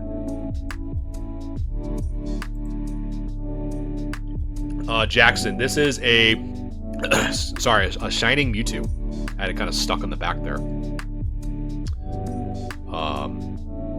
Trashy Panda, thanks so much for following the live, and OMGs, thanks so much for following. And some corn. Chili corn. Hell yeah, Wicked. Appreciate it. Hey, Trev, how's it going? Welcome back. Welcome back. Skank, smart stream idea. I appreciate that. Yeah, it's just something fun. You know, it's a free service. I'm trying, like, I feel like I have enough Pokemon-related content that comes up on my For You page that's just nothing but trying to sell me stuff. So I just figured, kind of weigh in, because I do this as a small business. I figured it'd be just a fun thing to provide to the community for free and just have it be like more of like a chill stream and not trying to shove products down your throat. But yeah, there's obviously a time and a place for it, but I definitely appreciate the feedback. All right, so you guys on average are saying 7 to 6 is what you're thinking the Shining Mewtwo would get. That is way too zoomed in. All right, so what am I thinking the Shining Mewtwo from Neo Destiny is gonna get? So I'll just kind of highlight, for those of you who are coming in, you're new. I'm gonna highlight some of the main things that I see personally. So again, I see a lot of, not a lot of, but I do see some dents on the top, and I don't know if you guys can, let me scroll up here. So I'm seeing a lot of dents up here on that top part, as well as some possible staining here. But the edges, so the centering is actually pretty good. The left edge is good. The bottom corners and edges are good. I do see one slight corner dang, or edge dang on that right side. I also see some pretty significant dirt that I'm kind of circling with my mouse here on the bottom. But the big one for me is this dent on the tip of the tail. Again, some of you may or may not have seen that, so I apologize because I kind of left it on the back for a little bit longer than I probably should have, but the ding on that tail is really what's going to be kind of taking that back. But as we flip it over, we are seeing some whitening on the top end. I mean, it's kind of like brown at this point. It doesn't even look white. But whitening, quote unquote, on that top edge. But the left side, the top left corner, the left edge, and the bottom left-hand corner is actually pretty nice, as well as that bottom edge. There is some whitening on that bottom right corner as well. But more noticeably, there are some scratches on the Pokeball itself and some just regular dirt and grime. But not too bad. But I think because of this dent on the tail, especially being on the front of the card. So I would say the hidden fifth category for all three of the big three, which is PSA, Beckett, and CGC. It's almost like a fifth hidden category, which is eye appeal. And so my eye was almost immediately drawn to the tip of that tail with that small dent, because other than that, there's no dents from what I can tell from this angle on the Mewtwo at all. And the backs and the edges are actually really clean, but it's really that impact and some of that whitening on the edges. So I think for me, I'd probably say a 5 would be my guess. But yeah, just because that front is that small dent is on the tip of the tail and it's on that hollow, and my eye kind of like immediately was drawn to it, I'm thinking 5 would be my guess. But again, the Shining cards, man, what a cool risk that Pokemon took when, a lot, like, it's kind of like more like a common fact now. But it was just so cool that Pokemon, thinking, yeah, this isn't really going to last that long. Let's just take some cool risks, and the Shinings were like some of the coolest risks that Pokemon has ever taken. It's all good, Jess. So when I'm done looking at the front and the back with chat, I'll start a text poll that should pop up in like the top left-hand corner of your screen. That will make it a little bit easier. So before I move on to, let's see, I think the next one is the Lost Elephant. So let me mark this, that is reviewed. So Zent's Killer, thanks so much for sharing that Shining Mewtwo with us. And keeping the shiny train going, we have the Koro Mew coming up next. So as I get that prepared, let me just catch up with chat real quick. Trashy Panda, thanks so much for the rose. Appreciate you. Yes, I'm right there with you. The front is really important. Did I do the Jess, did I do the Glaceon V? I have not. Nope, so you're just in time. Jeramu, thanks so much for the follow. Let's see. Yeah, I'm right there with you, Darkrai. I really wish that my middle school self didn't care about, stuff that doesn't matter anymore, like getting chocolate milk at the lunch line and all that crap. I wish I thought Pokemon was still cool back then. I'd have it all. What camera do I use for the photos? And so, I guess I'll explain it because I saw a few people asking. So, for those of you who are new here, first, my name is Galaxia Gaming. Every Wednesday we do what's called grade review, and so what grade review is, and you can kind of see that we've definitely have looked at our share of Koro Mews. I think this is probably going to be the 4th or 5th one we've looked at. So what you're seeing on screen right now is actually a screenshot of a pinned video that's on my channel called Grade Review and How To. So it's about a 45-second video. It tells you if you're interested in this, which is a completely free service. It tells you how to get to the Discord, what channel to navigate to post your cards for grade review, as well as instructions on what are kind of the prerequisites or some of the rules and guidelines you need to follow to submit your cards. And again, it's a completely free service, but it is a first come, first serve. And for each person, you can submit as many as you want, but per stream, you're only allowed a maximum of 5 per stream. So we learned that as we did this in the beginning. Certain people were kind of which is totally fine, but they submitted so many, like 10 or 12 cards, that a stream was essentially just dedicated to one person. And getting some feedback, it wasn't as fair, so we limited to 5 per person. But you can put in as many as you want, because again, it's a completely free service. So yeah.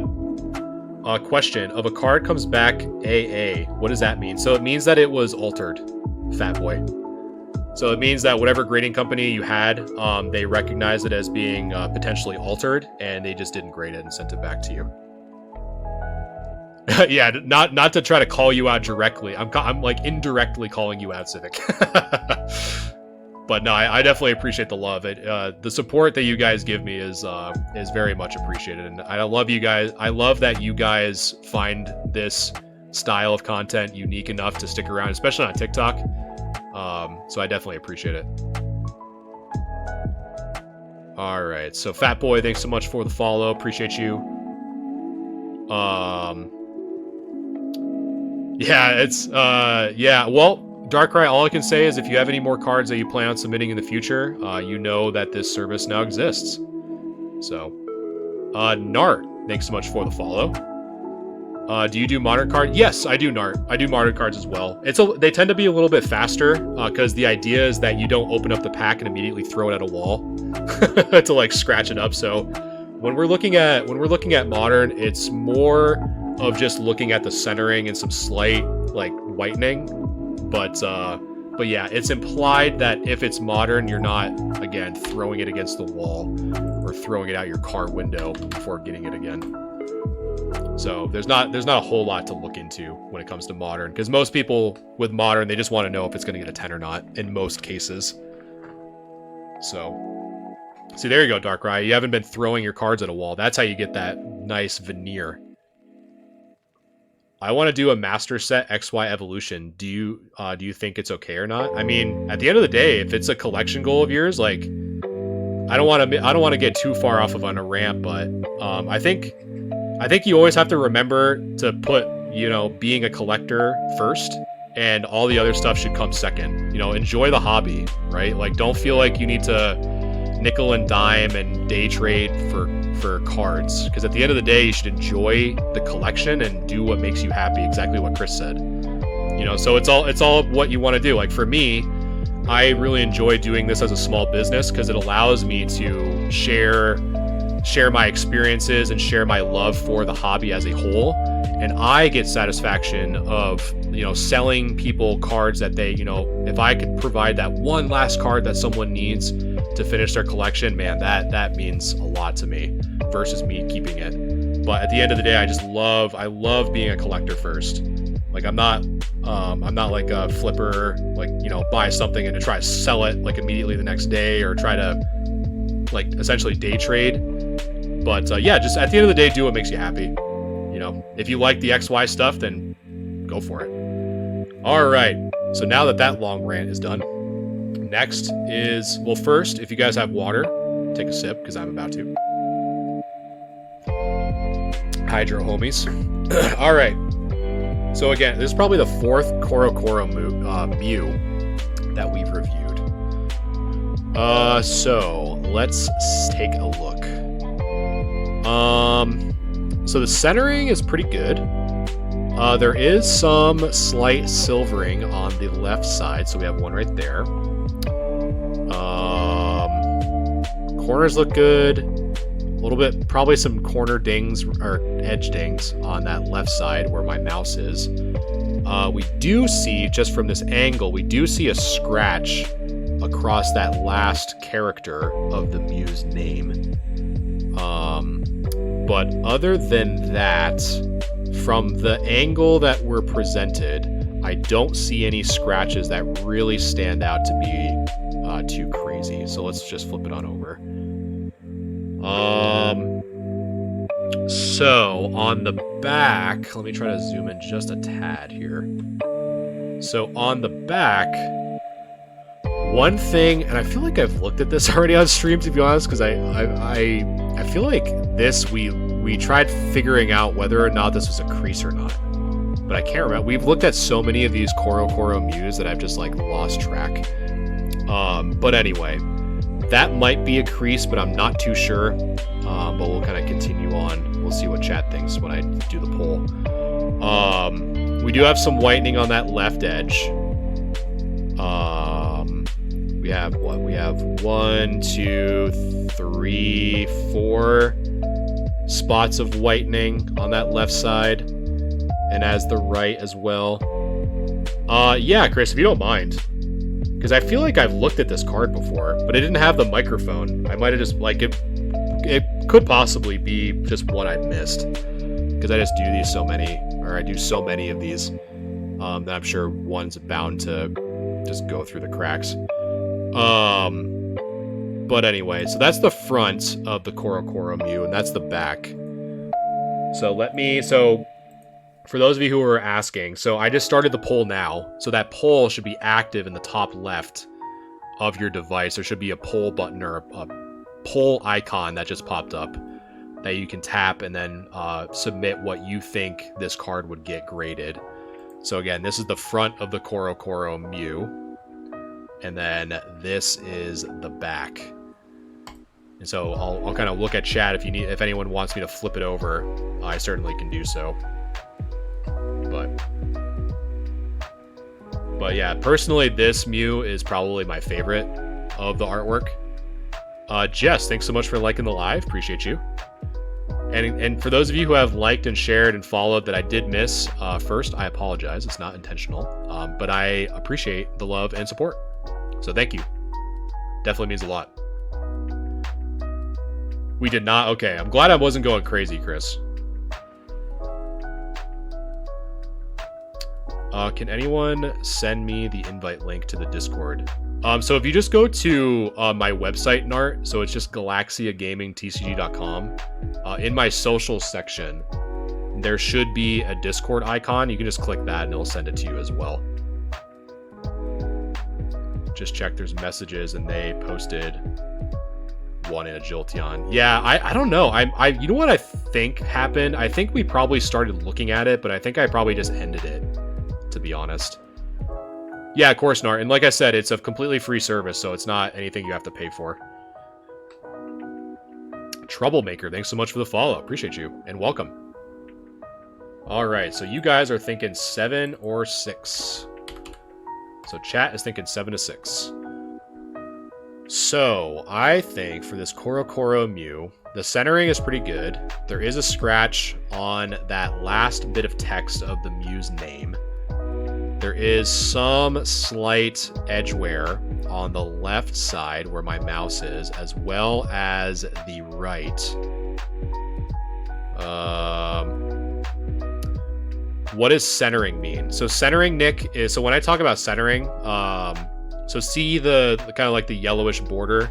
So for example, if this left edge was like, let's say, just say for explanation's sake, it was about an inch thick, right? So from the edge of the card to the center is an inch thick, where there's no gold on this right side. It would be extremely off center, meaning that there is 100% gold edge on this left side and 0% on this right. Versus when we talk about centering in this case, you know, it's about 50-50, meaning that there's 50% of the gold is on the left and then 50% of the gold is on the right. So it's well centered, meaning it's 50-50 ratio. But Troublemaker, I think at this point, just say Black Label. It's a pristine 10 at this point. Okay, so let's flip this bad boy over. So really the big thing that I kind of wish that Elephant was in the stream to kind of highlight is this being a potential crease. I'm not too sure if it is. The only reason why I think it might be is just because how the light is hitting it. So you can kind of see it a little bit lighter on this right side than it is on the left, but I have no idea whether or not that is or not. So I think just for the sake of this video and just kind of showing what we should be looking for when it comes to surface, I'm going to say that that is some degree of a bend or a ding to where it's elevated to have that light and dark. So anyway, I'll just continue. So there is some whitening. I think there's 1, 2, 3, 4 spots of whitening on the left side. And potentially some surface stuff. It almost looks like it's oily or grease or something on that right side, towards that edge. But, so I would say for this Korokoro Mew, if this actually is a bend or a crease, you're looking at like a 5, even a 4, depending on how severe it is. But I think just to kind of err on the side of like, I can't really confirm or deny that being a crease, I probably wouldn't say that this would be, I don't think this would be near mint. So I wouldn't think it would be a 7. I probably would say a 6 would be my guess. But if that's like a bent or not, I'm not too sure, but not too bad though, all in all. Okay. Wouldn't that just be so, like, is it a manufacturing error? Yes, but centering overall is still considered as one of the main 4 grading criteria, because it's expected that it's not like a very rare error, and it's not like one that people like highly seek out. But that kind of does bring up a point that, you know, for some people who think, you know, like, what's the difference between a 9 or a 10? At the end of the day, you're starting to get into the realm of, you know, buying cards that you had no impact on its grade, right? If like a pack fresh card could be a PSA 8, a 9, or a 10, you have no control over the condition of that card the moment it goes in the pack.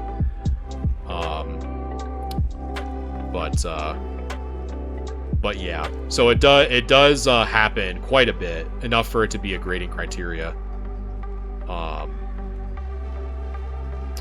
Let's see. How much does whitening take from the grading? It all depends. Yeah, like what Chris is saying, Ink, it really just depends on how much whitening there is. But yeah, if you want to submit your card for grading, just follow. I have the picture up right now. Just follow that video, or watch the video rather. It's pinned on my channel. It's about a 45-second video. Just watch that. It'll teach you how to join the Discord and how to submit and all that fun stuff. So, Neo Zero, thanks so much for the follow. Appreciate you. So if there's centering dots, it would still be off center, but you'd probably get a what's it called? A grading. There's like a grading qualifier. There's like 3 in total, or 4. one of them being OC or off center. But it has to be like, if there's centering dots present, then that's your chance of getting that grading qualifier of getting an OC grade. But yeah, so let's keep on keeping on. So Lost Elephant, thanks so much for letting us look at your Korokoro. And next, keeping up with the Shinings. Again, another amazing, amazing card. So we got the Shining Tyranitar. Super cool looking card. Inksoul, thanks so much for the follow. Appreciate you. And Semi, thanks so much for repping the Discord. Yeah, I think I've been really enjoying a lot of the side conversations, honestly. It's been really nice. I've been really appreciative of having some good moderators, you know, kind of patrolling the Discord, being engaging, and it's been just nice just to kind of show off each other's collections, get some insight on some stuff. So it's been really fun for sure. But so yeah.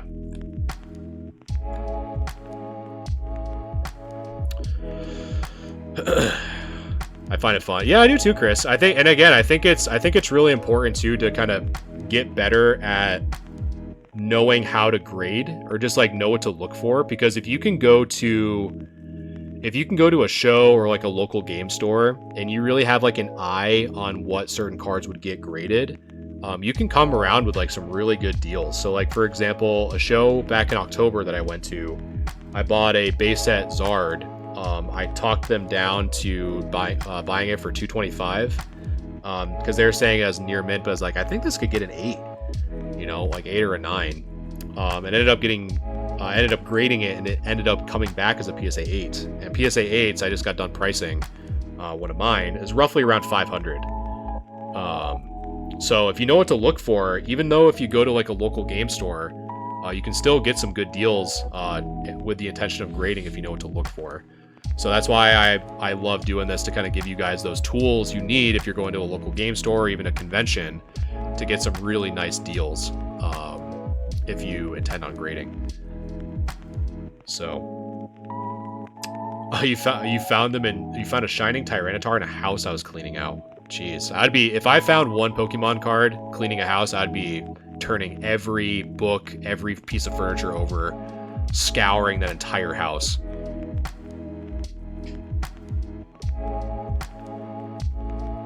Ink Souls, thanks so much for liking the live. Appreciate you. I'm too broke to... Yeah, I mean, there are definitely more conventions popping up that aren't like crazy big. The one I'm going to isn't near, like, it definitely has some really cool talent, but it's not nearly as big as one in like New York Comic Con or Collecticon in Jersey, or like any of the huge ones. You can definitely find some for sure that are like more localized in your area. But okay, so let us keep moving forward. So this one is from Bogey, the Shining Tyranitar. So let's take a look at that centering. So the centering from my POV is pretty good. Edges look good. The only thing that I see towards the corner is this little like dirt blemish, but that's about it. I think we can kind of get that cleaned off though. Again, when I say cleaned off, just using a Q-tip and some distilled water, and making sure that it's about 5% humidity in the Q-tip. You can probably just either go counterclockwise or clockwise, kind of get that off, or like what Chris is saying, you can probably even use a microfiber cloth depending on how on there that stain is. But let's keep on keeping on. But all in all, that front looks absolutely amazing. It really does, Jess. It really does look like it's shining bright like a diamond. So looking really nice. And I believe that this line is on the artwork. I believe. Someone can correct me if I am wrong, but I believe, because I don't have a physical copy in front of me, I believe that's supposed to be on there. So let's flip it over.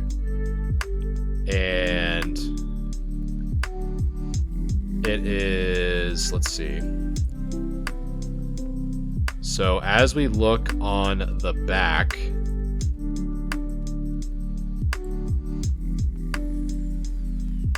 so the centering of this is actually really clean.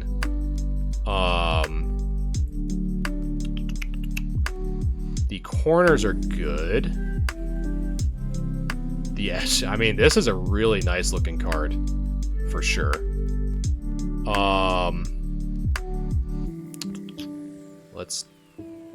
This card is absolutely clean. There is some, like, small stuff, but I'm thinking most of it can probably just get wiped off. Like, this white little blemish appears as though you can kind of get one cleaned.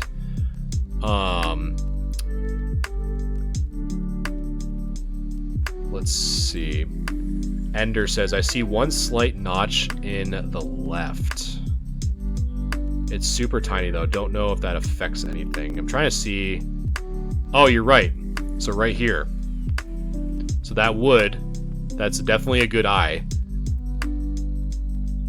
Definitely a good eye for sure. Let's see. But now you really got me looking. But other than that, so if you, like I said, so Ender's a good example. If you guys see anything, definitely point it out, because we would have missed that. At least I would have. So now I'm really looking. So really the only thing I noticed on the back is, again, what Ender pointed out there on the that middle left, and whatever this white little blemish is here. And maybe right here on that right side, but I'm not too sure. And then as we look, let's keep looking here. That might be a scratch by that E. I don't know if you guys can see that. I'm like really... because those are like really hard to notice. I'm kind of doing like a sweeping motion across this card.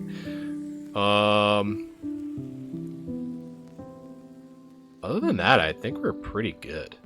Besides the small ding here on that left side, that scratch on the E possibly, and the like little white little dot there, and right there in the towards the bottom right hand corner. So let me start a poll for you guys. So poll is active if you want to weigh in on what you think this card would get graded as. But yeah, so that poll should be active on your device now. So go ahead and vote if you wish. Yeah, that's what we're actually talking about that, Ender. We can probably, I was thinking you can probably get rid of that with either a microfiber cloth or a Q-tip and some distilled water. Because it just looks like more of like a dirt stain more than anything. Oh, that dot came off. Okay. So is this yours, John? I'm assuming it is. Yeah, of course, Jess. Gotcha. Gotcha. So let me just catch up with chat here. I've seen worse 10, so it does have a chance. I mean, remember that that one Mew that we saw that both myself and chat thought was 8 and it ended up getting a 10. So there is that. Matt, thanks so much for the follow. I appreciate you.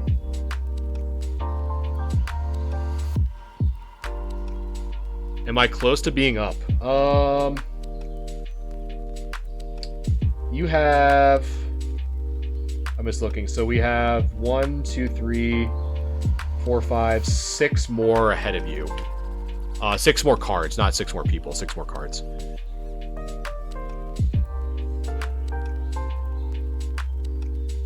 It is crazy, Civic. Yeah, I've definitely noticed, like, it's weird. Like, there's been certain things where, like, man, like, am I, like, getting too harsh, like, on certain ones or not? But then, like, I'm accurate on some, but not on others. Like, it definitely kind of ebbs and flows for sure. I definitely agree.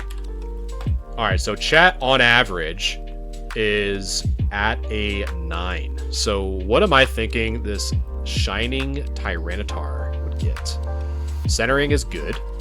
I think you can... I'm just going to go under the assumption that this dirt blemish in the bottom can be cleaned. So I'm good there. The Tyranitar itself is, from this picture, is super clean. So the really, and you said that you got rid of that, I'm pretty sure, John. So the front is good. So the back, so the real thing that we're looking for in the back is this small dot on the left side. One thing I'm actually curious about, Troublemaker, thanks so much for sharing the live. Appreciate you.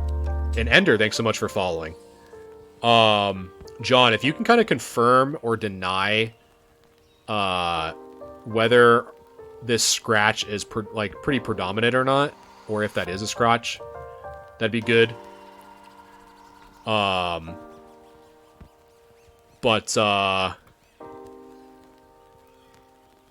let's see. So we have the one there on the left. We have some scratches, possibly a scratch there. Would you meet me for it? You're spamming some weird stuff that I didn't want to figure out what it was. If you want my honest feedback. I appreciate the support, I appreciate the love, but when I just see a bunch of emojis of planes and being spammed with skulls, I don't know what that is, so I'm gonna time that out. It's a scratch? Okay. So we have the one dot there, one dot there. So if it's a scratch, I still think it's really clean though. But I just don't know, just from the lighting. Again, if I can only base this off the picture, I can't tell if the lighting is making this more noticeable than it would be under normal conditions. But I don't know, this card's just super clean though. This is hard. This is honestly really I'm just struggling between a 9 or an 8. But I'm thinking based off of how clean that front is, and you got rid of that dark spot. And if the lighting is making it just more aggressive than it, because I have seen some very, very small scratches that seem worse in good, really direct lighting get 9s. Just from personal experience, I'm thinking probably a 9 as well. If it's not, but again, if this lighting isn't really making this shine out, then it probably would get an 8. But I'm thinking that's what's happening, just based off of the other lighting effects on the other parts of the card. But yeah. But other than that, though, what a beautiful card, though. This was super nice. So PSA gave this a 5. And I questioned my entire existence. Do you have, if you're comfortable sharing it, do you have the cert number? If it was a recent submission? Because I can look it up in the certification registry. So we can see what the scans look like. Not on hand? Okay. Well, if it did get a 5, then there's got to be something that we can't see. But would be my guess. I zarded my pants 2 times. What a hell of a name. That's insane. That's creative as hell. But how am I zooming in like that? So it's just a Chrome extension. So the Chrome extension is called Magnifying Glass Hover Zoom. So all it is just once it's enabled, you just kind of float around and look. But yeah, of course. All right, so but yeah, if you have that cert, John, I'd be really interested to see what the scans look like. Because unless there's something unless there's a dent or something that we can't, because again, we can only see this card from one angle, from the front and the back, so there might be some bend or something that we might not be able to see. But from here, if we're thinking 9 and it got a 5, that's what kind of leads me to believe that there's probably something surface related that we just can't see, would be my only guess. And how do you get that scan? So I have people submit their cards into my Discord for a free grade review.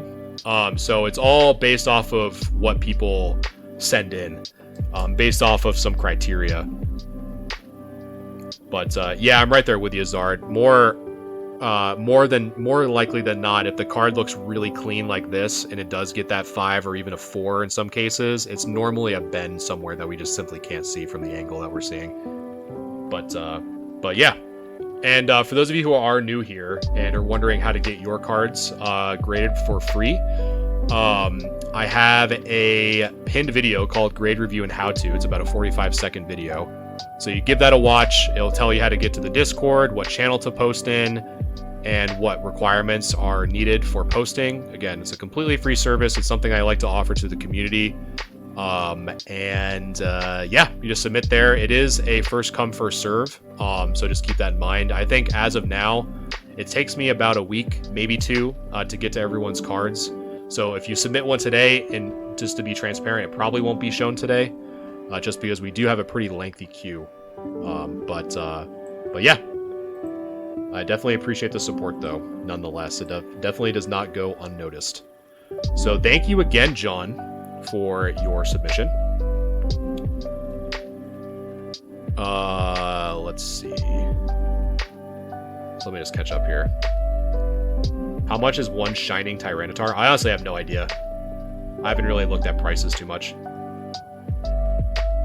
Gene, they said that it came back as a 5. But Sean, do edges factor into grading? Yes. So the main 4 criteria are centering, corners, edges, and surface. Sorry, I just got taken back from the next submission from Killjet. Looking for a PSA 1. And this one might just be super quick. I have no idea. But you guys are in for a treat for this random Diglett that literally got chewed on by a damn dog or something. Look at that. All I know is that this Diglett is definitely not getting a 9. That's for sure. But let's see. The list seems to be getting shorter.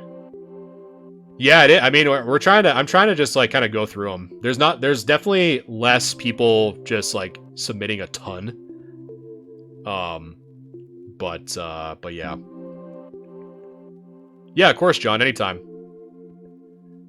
Do all cards get their own individual videos on your TikTok? I do my best to, yeah. Like, there are some, obviously, that, you know, like, at the end of the day, like, I have to keep in mind of, like, the content and what people like to click. So, like, for example, the Sabrina's Gengar was super popular, but the Pikachu Delta species, in comparison, was not as so.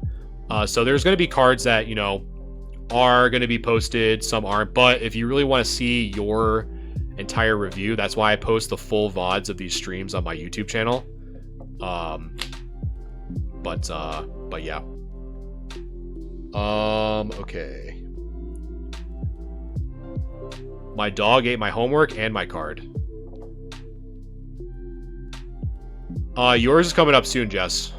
Appreciate your patience. Okay. So, let us take a look. So, I guess, like, one thing that we can kind of get from this card, right before we even look at the condition, is, I guess, like, a quick homework assignment, or a quick quiz for you guys. For Diglett base set, does anyone know what error you should be looking for? Alright, sounds good. Zarded my pants 2 times. Appreciate you stopping by, and look forward to talking with you more in the Discord. I'll catch you later. But yeah, does anyone know the error for base set Diglett that you should be looking for? I don't know. I think it's just for base set Unlimited. I don't know if it's for Shadowless or not. But there is a specific error that you should look for when looking at Diglett from base set. There is an error. I'm wondering if anyone knows. If you don't, I'll spoil it here in a second. But every time I look through the bulk box of base set, I always make sure that I look out for Digletts.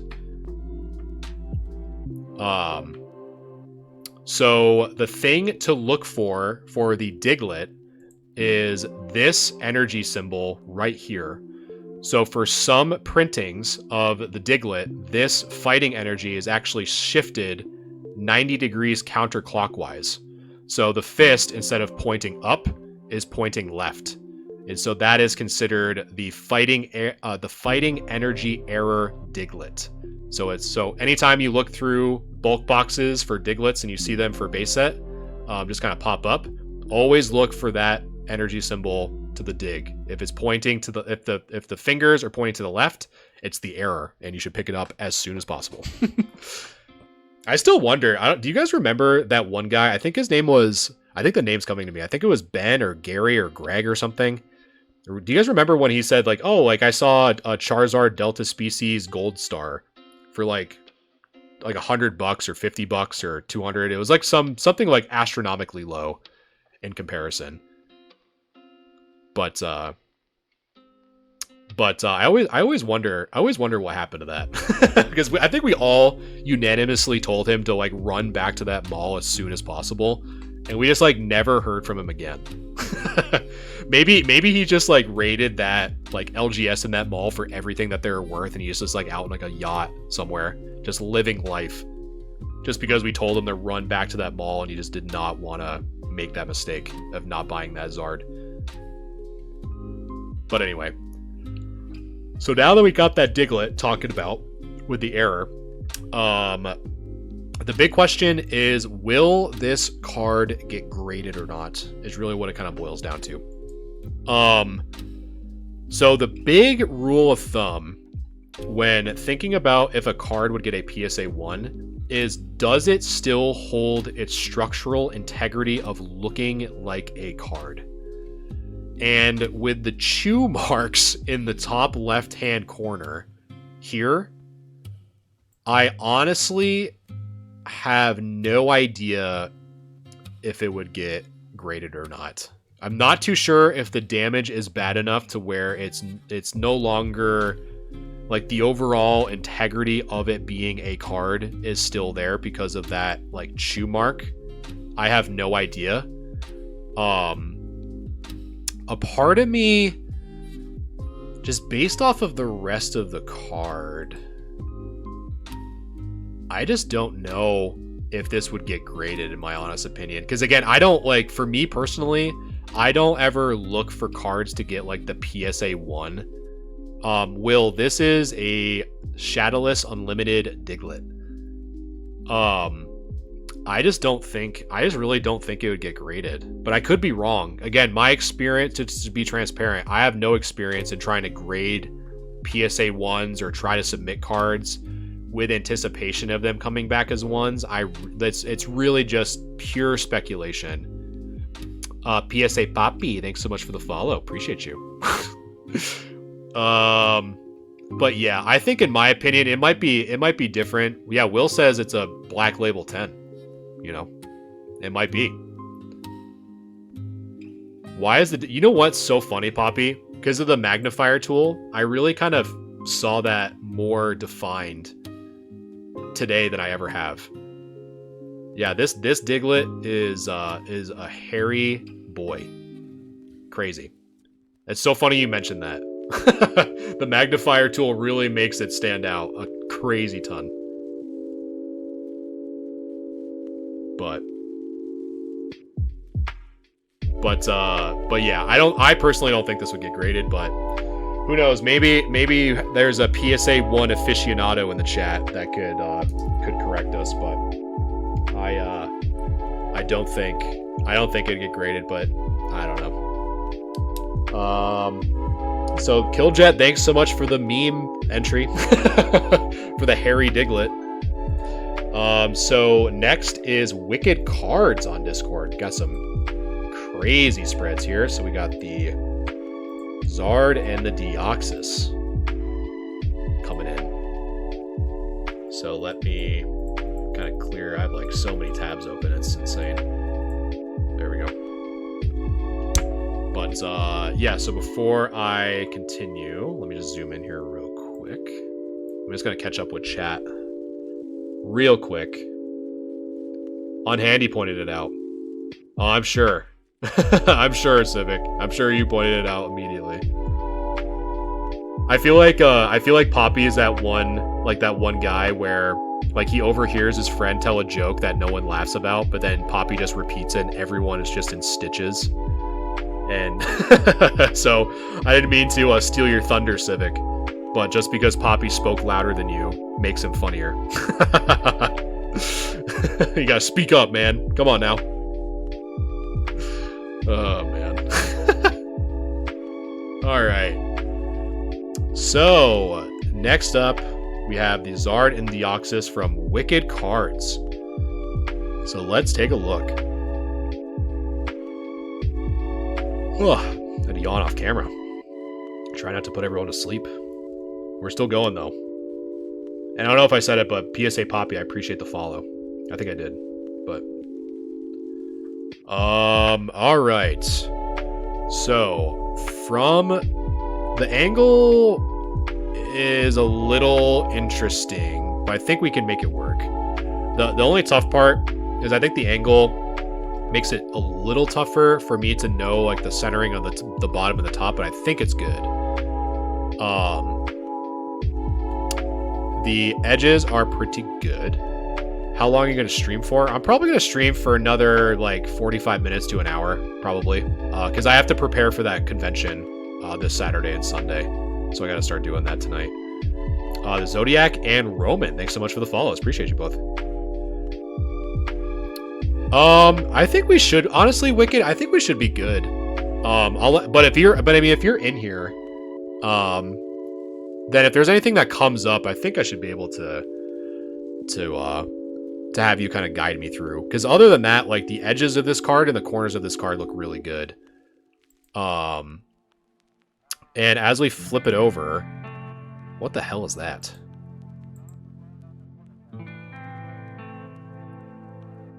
Finally got home and opened your PSA. Oh, for the Mewtwo Gold Star.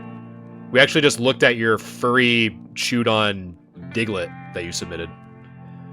But what's this, Wicked? This like thick black void on the bottom of the card. What is that? Is that like a holder or what is this? So while I'm waiting for you to respond in chat. It's the background. Just like missing.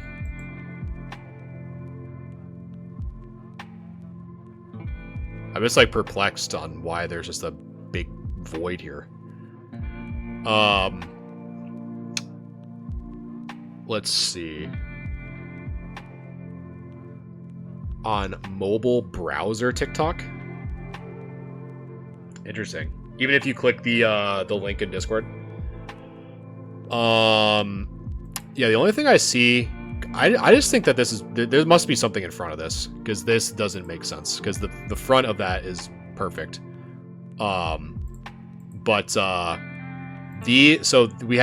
this I think is just the lighting, just because of the angle. So I'm not worried about that top part. I do see one white dot on the left and then one white dot on the right. Yeah, Sean, so this is a good example. If you kind of hold with me here. So we have one dot there, one dot there. You're just gonna repost them? Okay. Because now that I'm looking at it, it might be worth you reposting. Okay, here we go.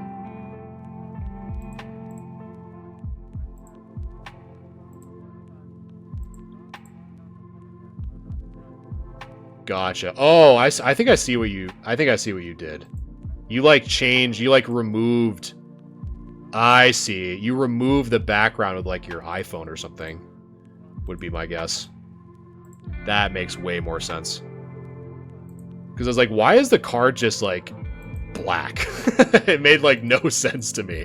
Okay, so this is what it actually is. Okay. Okay, perfect. Yeah, so that is where the line is, and there's nothing there, so that's good. I do see a white speck here though, by like the left part of this holder. So there's that one dot there. We have one there on the top left, possibly one on the top right. But other than that, there's no scratch in the hollow. Yeah, I'm just curious what you guys think as chat. The poll is live if you want to vote. The icon should be in the top left-hand corner of your device if you want to weigh in on what you think this Zard level 76 would get as a PSA grade.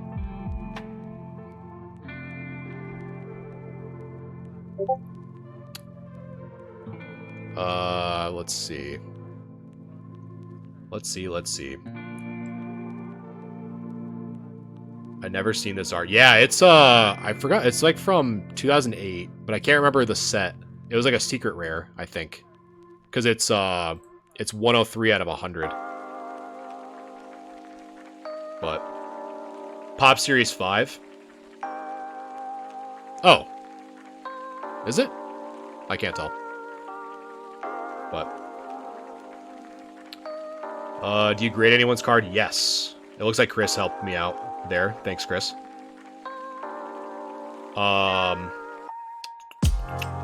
Let's see. And then I'm going to actually do a few things here real quick while you guys are voting.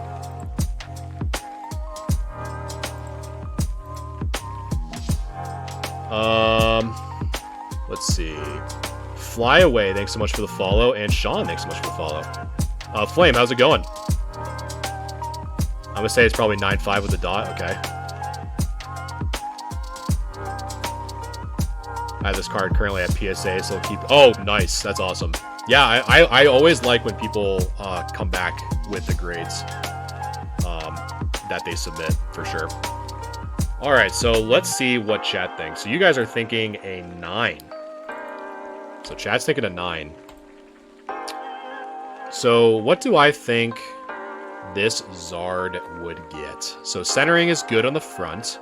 I see no issues on the text. I see no issues on the edges, or no issues on the hollow.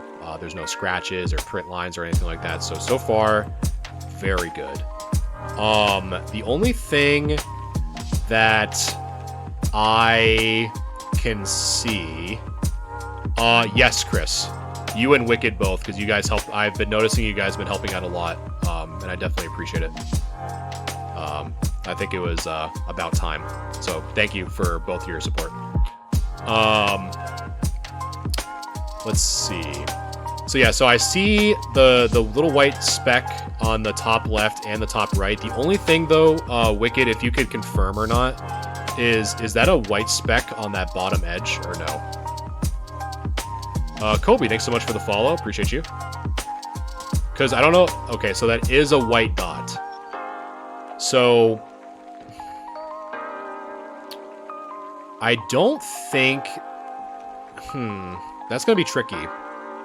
Because there's really essentially 3 dots. So there's one on the top left, top right, but then there's this white dot on the bottom. So I think if this dot was not here, I'd probably say a 9. But I think since it is, I'd probably say an 8. Would be my guess. But I'm assuming it's packed fresh for sure. But this Charizard was a CGC 8.5 also. Oh, so did you grade it, or did you buy it or grade it with CGC, crack it, and then submit to PSA? Yeah, I'd probably think. Okay, gotcha. Okay.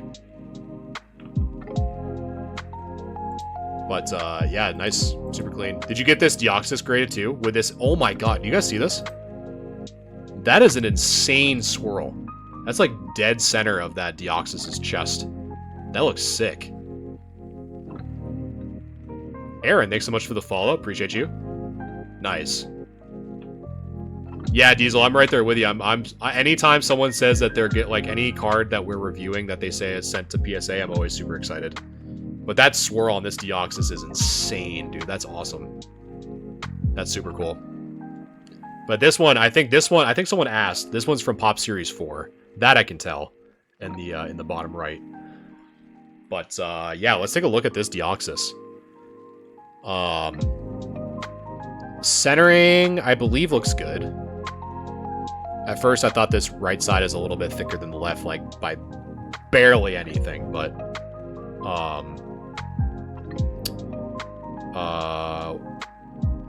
let's see. Corners look good. Edges look good. Hollow looks great. Flip this bad boy over. Let's see. Huh. Are you... Wicked, I don't mean to, like, obviously, you know, doubt you or whatever, but it just seems like it's too convenient that this white dot is appearing again on the card. Is that because of the reflection of the holder? Or or is it just so convenient that both the Deoxys and the Zard have that white spot both present on the card? I'm now leaning to believe that that's a reflection of the holder, because it's in the same exact spot. It also has an exact same spot, a spot in the exact same spot. I never thought I'd say that sentence, but that's just kind of crazy. Logan saying sus with one of the OG Xbox 360's PFPs. I feel like that Xbox PFP and the anime girls were like, you were about to get your shit pushed in by some kid in like a Call of Duty lobby. Let's see. But the white specks on the top edge, so we have one there.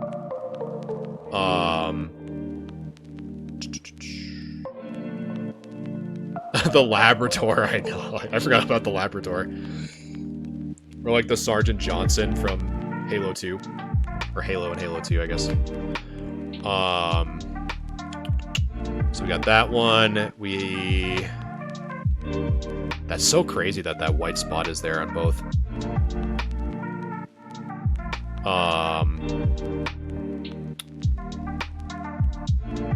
There is a white... That might just be dust.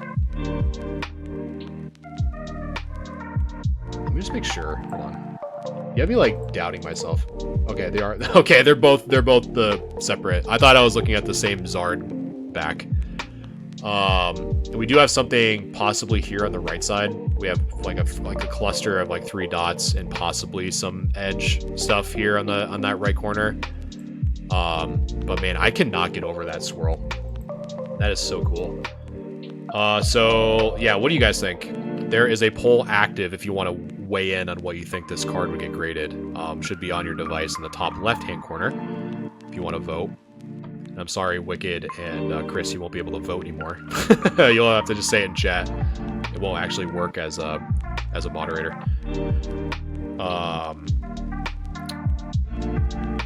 Let's see. That's what I thought, Chris. I really wanted to check to make sure that it wasn't just the same back.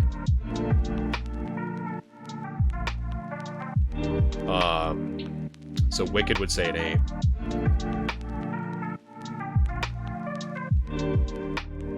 Zero chance it's a 9.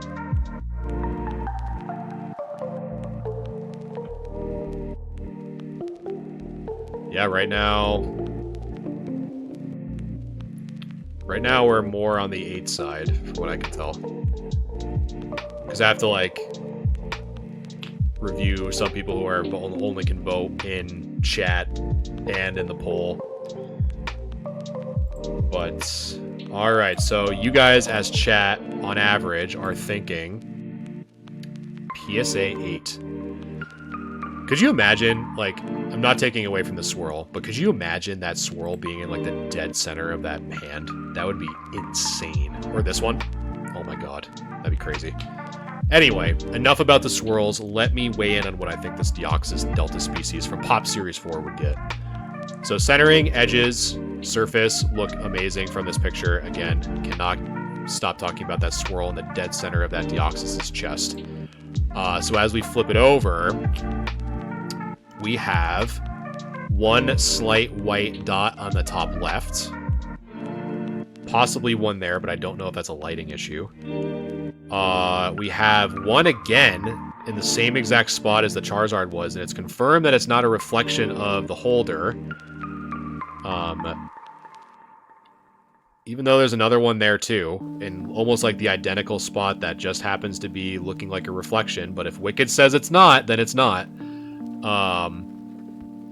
We have possibly a white ding on that right side. Have something there, but I think that's probably like a fuzz that can probably just get cleared off. As well as maybe a small dot there in the top right too. So I think I'm right there with you guys. I'm thinking this is a pretty strong 8, in my opinion. Rob, love the content. I appreciate the kind words, man. Thanks so much. Appreciate you. Swirls get the girls. I swear someone needs to make a t-shirt out of that. Maybe I will, who knows. I'll give you credit, Wicked. If I ever make a shirt that has Eve on it, I'll give you credit. How would you clean your cards to get graded? Just a Q-tip? Yeah, so I normally just use a Q-tip and some distilled water. And the best way I can explain how moist the Q-tip should be is trying to think. So if you have the back of your wrist about an inch away from your mouth and kind of like softly breathe, almost like if you're about to like clean your glasses, the condensation that you feel on the back part of your wrist should be the same feeling as you have on the Q-tip. So that's kind of a way that I like to gauge how wet it should be.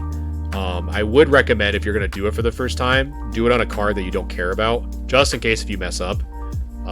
But that's kind of my easy rule of thumb that I like to give. Okay, so that was Wicked. So Wicked, thank you for your submission. And next up, very patiently waiting, we have XX in the Discord. So you are coming up, my friend. Let me just make sure that I don't accidentally grade Wicked's twice. So let me just kind of, I was kind of like scrolling here. 1 second. Where are we? We are here. Okay, so that was graded. The furry Diglett was graded. Alright, so next we have XXJT with both a modern and a vintage with different camera angles. So this one will be good. Get different perspectives on what to find. Alright, so let me clear the old grade. And let me read chat first. Roar at the door. Thanks so much for the heart. Appreciate you. Let's see. Let's see. Let's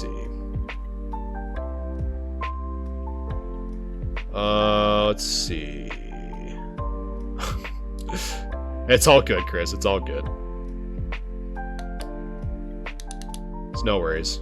Are you with a company or is this for funsies? So I do, are PSA slabs supposed to rattle? Some do, Killjet. I'm gonna be honest with you. It shouldn't, it's not like a big issue. Some do, and some don't. But I do, so my brand Galaxia Gaming, I do have it as a small business. But what you're seeing for here currently is for funsies, as you put it. But I am looking into working with a few people in the community to come with a grading cleaning service that does not use card wax, and submit on their behalf. So basically do what you're seeing now, but with your cards as a service. So eventually, when do you usually grade? Is it a week after submission? It tends to be that way, Lost, to be honest, because we have a pretty big queue. But I try to go through at least 25 to 30 cards every Wednesday. And I've seen on average, it takes about a week, maybe 2. That's what I've been seeing. But, yeah. Yeah, I'm gonna zoom out in a second, Jess, for sure. But, let's see. No, it's me, Jess. I'm just kind of catching up here. No, you're good. It's just me having to just do this. There we go. Okay. So next up is Jess, aka xx.j.t in Discord. So we have two. So we have the Glaceon and the Moltres. So we're going to start off with the Glaceon. So I'm actually going to use a ruler just in case, because this card is pretty important from Evolving Skies. These cards are going up in price. Currently, the Umbreon V is, in my opinion, getting market manipulated a little bit.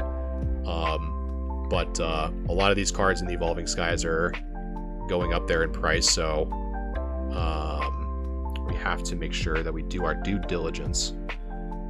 So the bottom is a 1/4 inch, and then the top is less than a 1/4 inch, slightly. So again, I'm quite literally putting a ruler on my monitor, so take this with a grain of salt, Jess. But I would just double check your measuring just with like a ruler yourself to measure the top and the bottom, because from what I can measure on screen, it looks like it's slightly off center from the bottom is thicker than the top. So you might want to do that. But other than that, I would also do the same on the back. So I'm looking at the right edge. It's a little bit more than a 1/4 inch on the right, and just at a 1/4 inch on the left. So maybe a little bit thicker on the right than it is on the left. And then as the top, I'm at a 1/4 inch. And then on the bottom, I am also above a 1/4 inch. So it might be both on the front and the back. The bottom might be thicker than the top.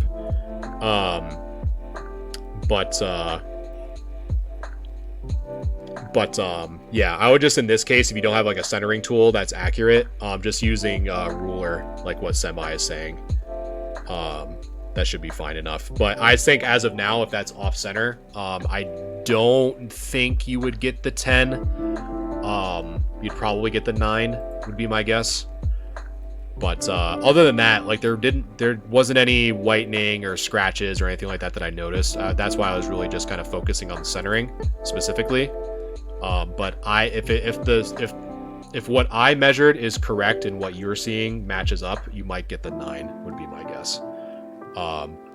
So let's look at the first edition Moltres from Fossil. So the centering on this one's really good, which is a good sign. But the only thing that you might have to actually confirm for us, Jess, is whether or not this is a fingerprint of some form under this left wing. Like, as you can kind of see, like these, I don't know if you can see it on stream, but there's almost like these like 3 or 4 little lines or something. All good, Chris. If you need to dip out, no worries. No worries. We'll see you in the Discord for sure. But that might, I don't know if that's a thumbprint or something like that. But yeah.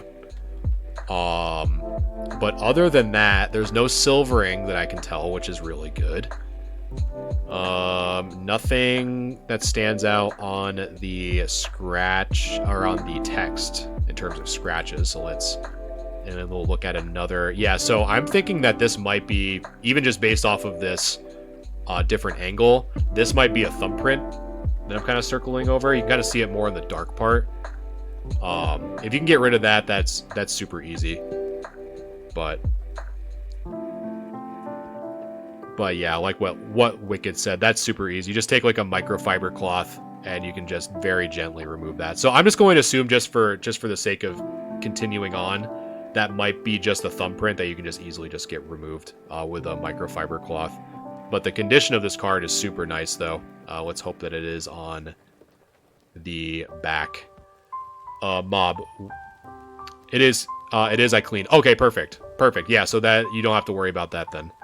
What's all the stuff that decides a good grade on a card? So if you're talking about the categories, Mob, so the categories are centering, corners, edges, and surface. And in my opinion, there's a 5th kind of pseudo one called eye appeal. So if there's like a ding on the front but not on the back, you know, your eye is going to be more gravitated towards it, so you're more likely going to be seeing those imperfections more predominantly than it were on the back or whatever. So let's continue on here. So I'm actually going to measure the bottom, because from this picture, the bottom looks pretty thick. It's over 1/4 inch, I can tell you that, on my end, and it's 1/4 inch exactly on the top. So that I'd probably measure the the top and bottom. Jess, again, on the back of this mulch race. The front looked fine, but the back I'd probably have measured. But Mob, thanks so much for the follow. I appreciate that. But the edges, let me take the magnifier out here. So the edges, I do see possibly 1 dot there on that top right. I can't really see if there's any in this left just due to the flash. So you might have to kind of guide us on that. There might be some, but I'm assuming that there isn't, just for the sake of continuing on. Let's just assume that there's not, but you can correct us if we're incorrect. We have a scratch there on that left side. We have a few little white dots that can probably just get removed with a microfiber cloth, so that shouldn't be an issue. So that bottom left corner, it looks pretty good. So as we kind of go down, so this bottom right corner is where no white in the top left. Okay, perfect. So on the bottom right, I see 1, 2, 3, potentially 4 corner dings in that bottom right-hand corner. That's probably going to take it back a little bit, as well as that looks probably like you can get rid of that, so I'm not going to highlight that too much. But I do see possibly a white ding on that right side. And let's just take a quick look on the back surface here, just to see if we notice anything that stands out. Besides, we already covered that on that left side. But yeah, I think that's about it. I think the big one is going to be those corners, or that bottom right corner, and a little bit on that top right corner. And we already got rid of that thumbprint, which is awesome. So yeah, let's see what chat thinks. So that poll for the mulch race is live. Got a dip for like 20 minutes. I got to do a quiz online. All right. Well, good luck, Chris. Hopefully your answers can be found on Google. Oh, you can't use any applications. Well, they don't know about your phone, I guess, right?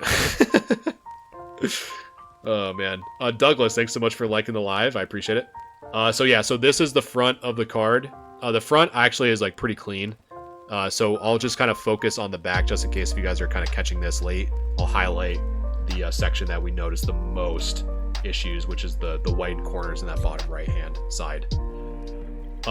So as I catch up with chat here, what do you use for cleaning your cards?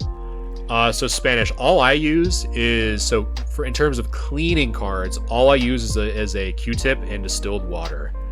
A very, very long story short, I do not use card wax because it is considered an alteration. And for me as a small business, I don't have what's called the risk appetite to take that risk in chance of getting better grades. It's just something I just personally don't advocate, nor do I practice. But you know how to fix a dent. So I'm looking to hopefully trial Humidor soon, because that is not considered an alteration, because you are essentially pressing. You're like flattening out the card, almost like if a card was humid and started to bow. There's no difference of it just getting pressed and flattened out. So I have a Humidor I'm hoping should hit 70% soon, to where there's some cards that I'm going to be testing before I really give my opinion on that question. But I'm super excited to try it. Yeah, of course, Spanish. If you have any other questions, please feel free to let me know. I'm more than happy to provide my 2 cents. I'm actually going to a convention this Saturday that I have to prepare for.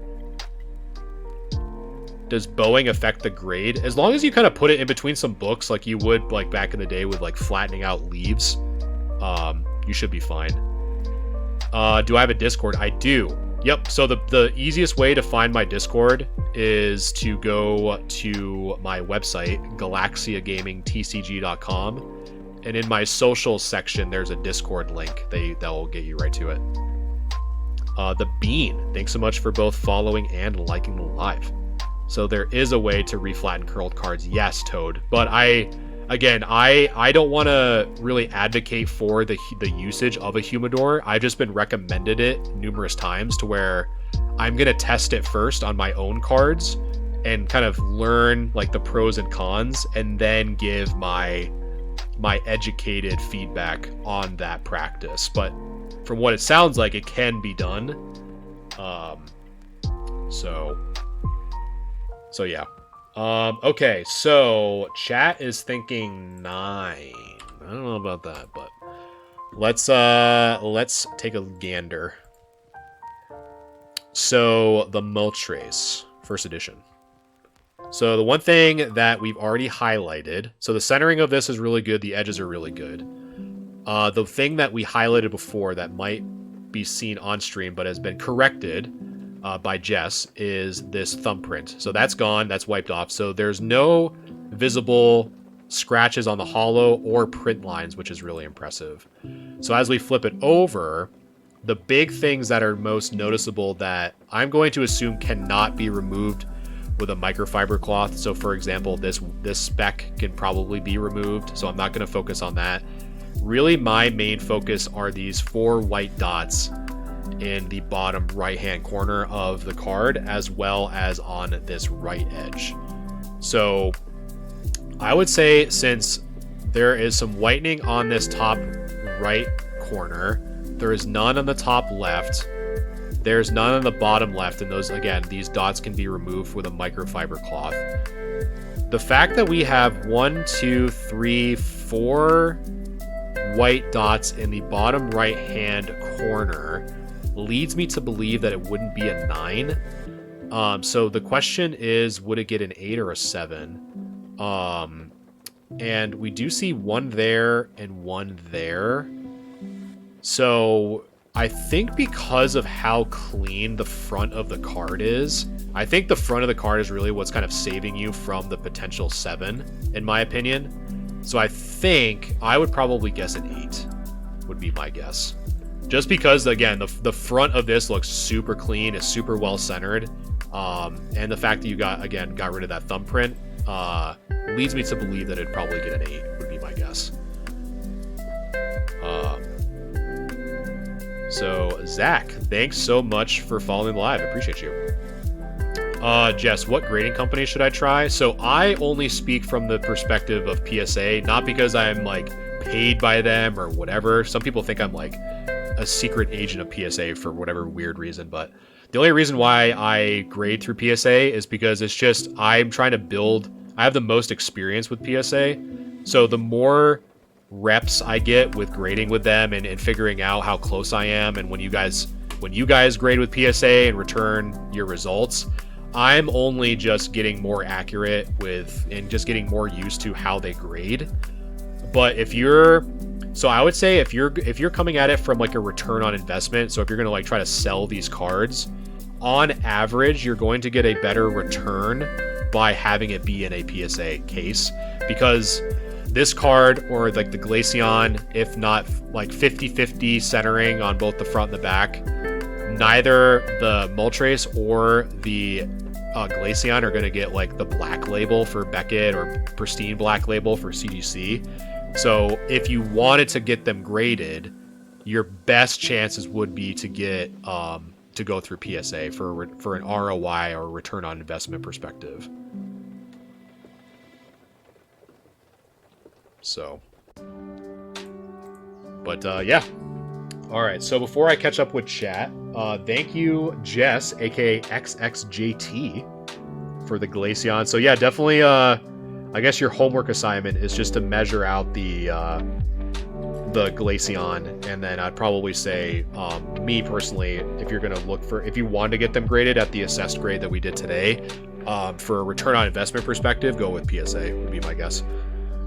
Yeah, of course, Jess, no problem. And if you have any other cards, like I said, feel free to submit them. And then for those who I think I saw asking, there's actually an image on screen now of a screenshot of the pinned video that will give you all the information you need to know if you want your cards reviewed for free on our weekly grade review live streams. So it'll tell you how to get to the Discord, it'll tell you what channel you need to submit your cards in, and it'll also teach you how to, like what requirements or instructions are needed to submit your cards appropriately so you don't get bumped down in the queue.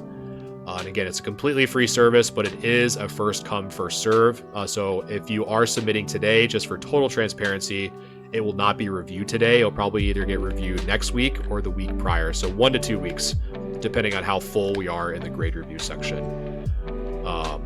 So yeah, just to be completely transparent, that I love the support and I love like looking at all these cards. I just want to make sure that people aren't expecting me to, like, if you're submitting your cards today, I don't want anyone being under like false hope that I'm going to look at them today. That's all. Flyaway Joker, thanks so much for liking the live. I appreciate you. But yeah, good luck, Jess. Thanks so much.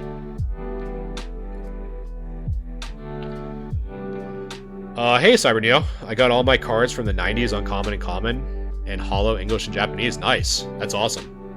I'm glad you weren't one of the people who are coming with the sad story of, you know, I gave them to my cousin, or I lost them, or my parents threw them away, or whatever. So it's always good to hear that people actually had their stuff. All right, so next up is GZ in the Discord, showing off their Giratina V alt art, Japanese. Chris says he'll be gone for 20 minutes and speed runs his quiz. Chris, I appreciate you. Chat appreciates your commitment as a valiant cadet. We appreciate your service. All right.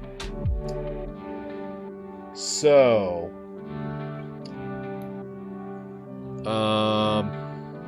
Satan. We actually did yours already. Semi. I think we did. Yours was the, hold on. I think yours was the... Was it the Celebi? Was it the Celebi V? Was it that one?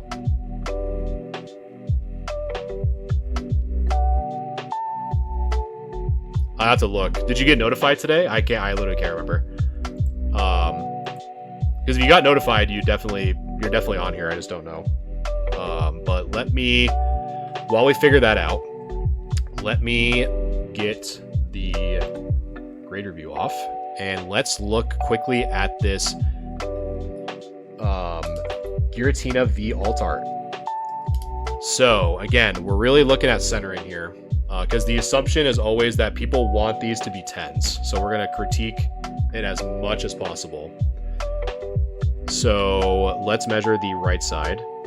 So the right side is just shy of a 1/4 inch. And the left,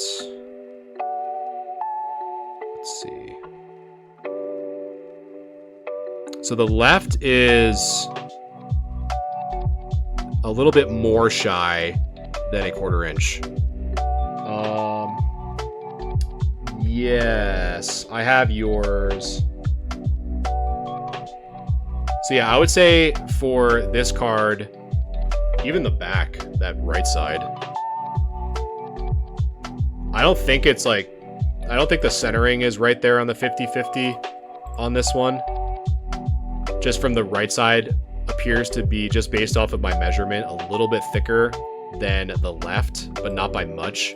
But again, if you're going to be really grading modern, you're really looking for like 10 or bust. And I don't think it would get the 10 just from that, but I'm not too sure. But that'd be my guess, is that it probably would get the 9 just because of the slight off centering on that right side. But yeah, not too bad. All right.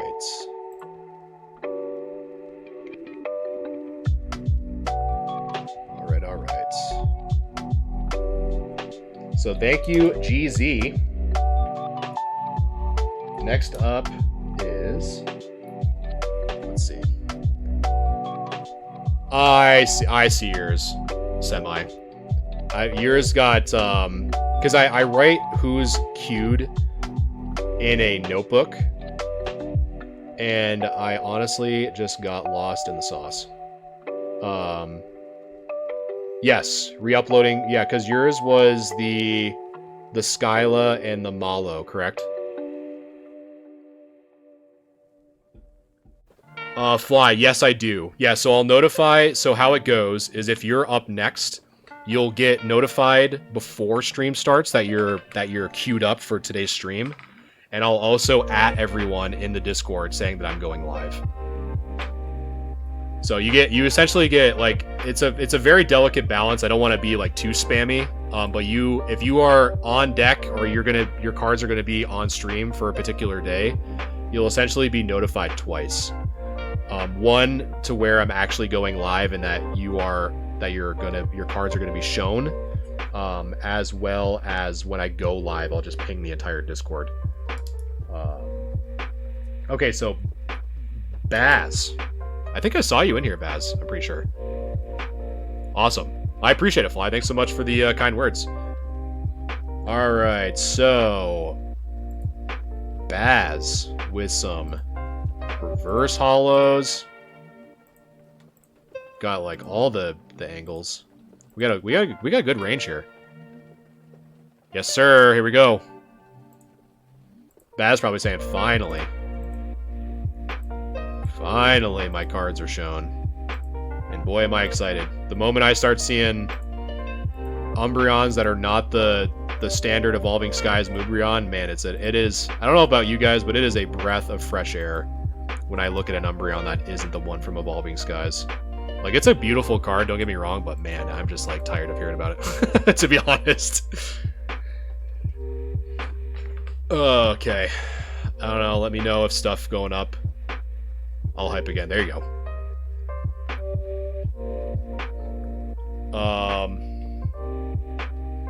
Let's see. Let's make sure that I got everything in center here. All right. So first up for Baz, we got the Venusaur Reverse from Expedition. And right off the bat, outside of, because really for me the centering that I like to look for is just the top compared to the top and the right, because obviously the left and the bottom are thicker because of the scanning bar. But unfortunately, the first thing that is drawing my eye is this crease in the bottom right hand corner.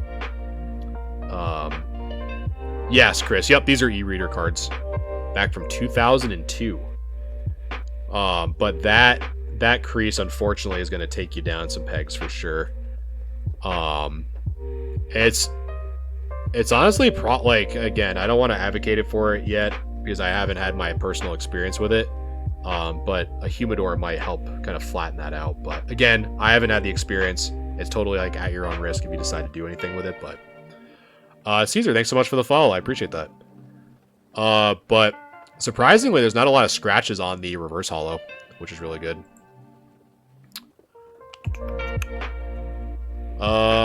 Let's see. So that angle, I gotta look at it is nice to have different angled shots, because on this shot, because it would be what? It would be right below, I'm trying to figure out what this is. So that's like right below the if. And so that would be roughly here. Yeah, you can't really see it there. But I'm not too sure if that's anything, that like dot that's kind of illuminated here underneath the if. You might be able to kind of tell us on that one, but it's actually, again, it's pretty impressive that for a reverse hollow, there's not a lot of scratches on the reverse part, which is good. Man, these angles are pretty nice. It's almost like a missing spot. Okay, gotcha. Is that a scratch by the slam, by the SL and the slam? Hey, what's going on, Keith? But I'm not too sure if that's a scratch or not. Not too sure. It is? Okay, so that's a scratch by the SL and slam. Let's see. Let's flip it on over. These pictures are really good. kudos to you on that, for sure. Centering is good. Have some, like, sweat. Yeah, I keep talking about it, Keith. I'm super stoked. I'm super stoked for the convention. We got one dot there. We got one on the top left. Have one in the mid left. That might just be just how the flash was taken, because that seems really bright to me, so I'm gonna assume that that's not like any corner issue. This one looks more of a corner issue, that right side. Let me just kind of scroll down so you can see a little bit better what I'm talking about. So right here, where I'm kind of circling with my mouse, that looks like a corner ding to a degree. And then it looks like some stuff that probably actually can be pretty, like, clean pretty well on that top part. But yeah, let me leave it to chat if you guys want to vote. The poll should be active. I'll kind of cycle through these pictures real quick. That's all whitening. Okay, so we got that shot of the Venusaur. We got this one, which Baz said that this is kind of like a hollow void, because you can't see it on the front because it's right underneath the if. You can't see it there, but you can see it here. So my guess is that it's on the foil specifically. We do have a scratch here by the SL and Slam, and then that is the back of the card, because that's the Dragonair. Yep. Hey, Famine, how's it going? Nice to see you back. So yeah, the poll is live if you guys want to vote in on what you think the card would get graded. Baz is hoping it's going to get 10.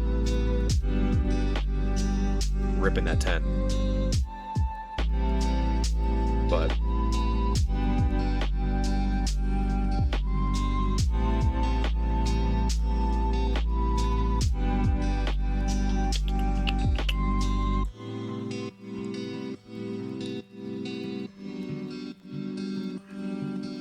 Chris, you weren't paying attention. Come on.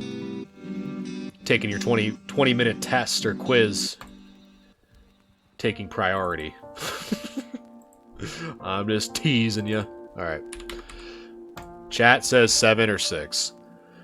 Alright, so what am I thinking your little Venusaur here would get?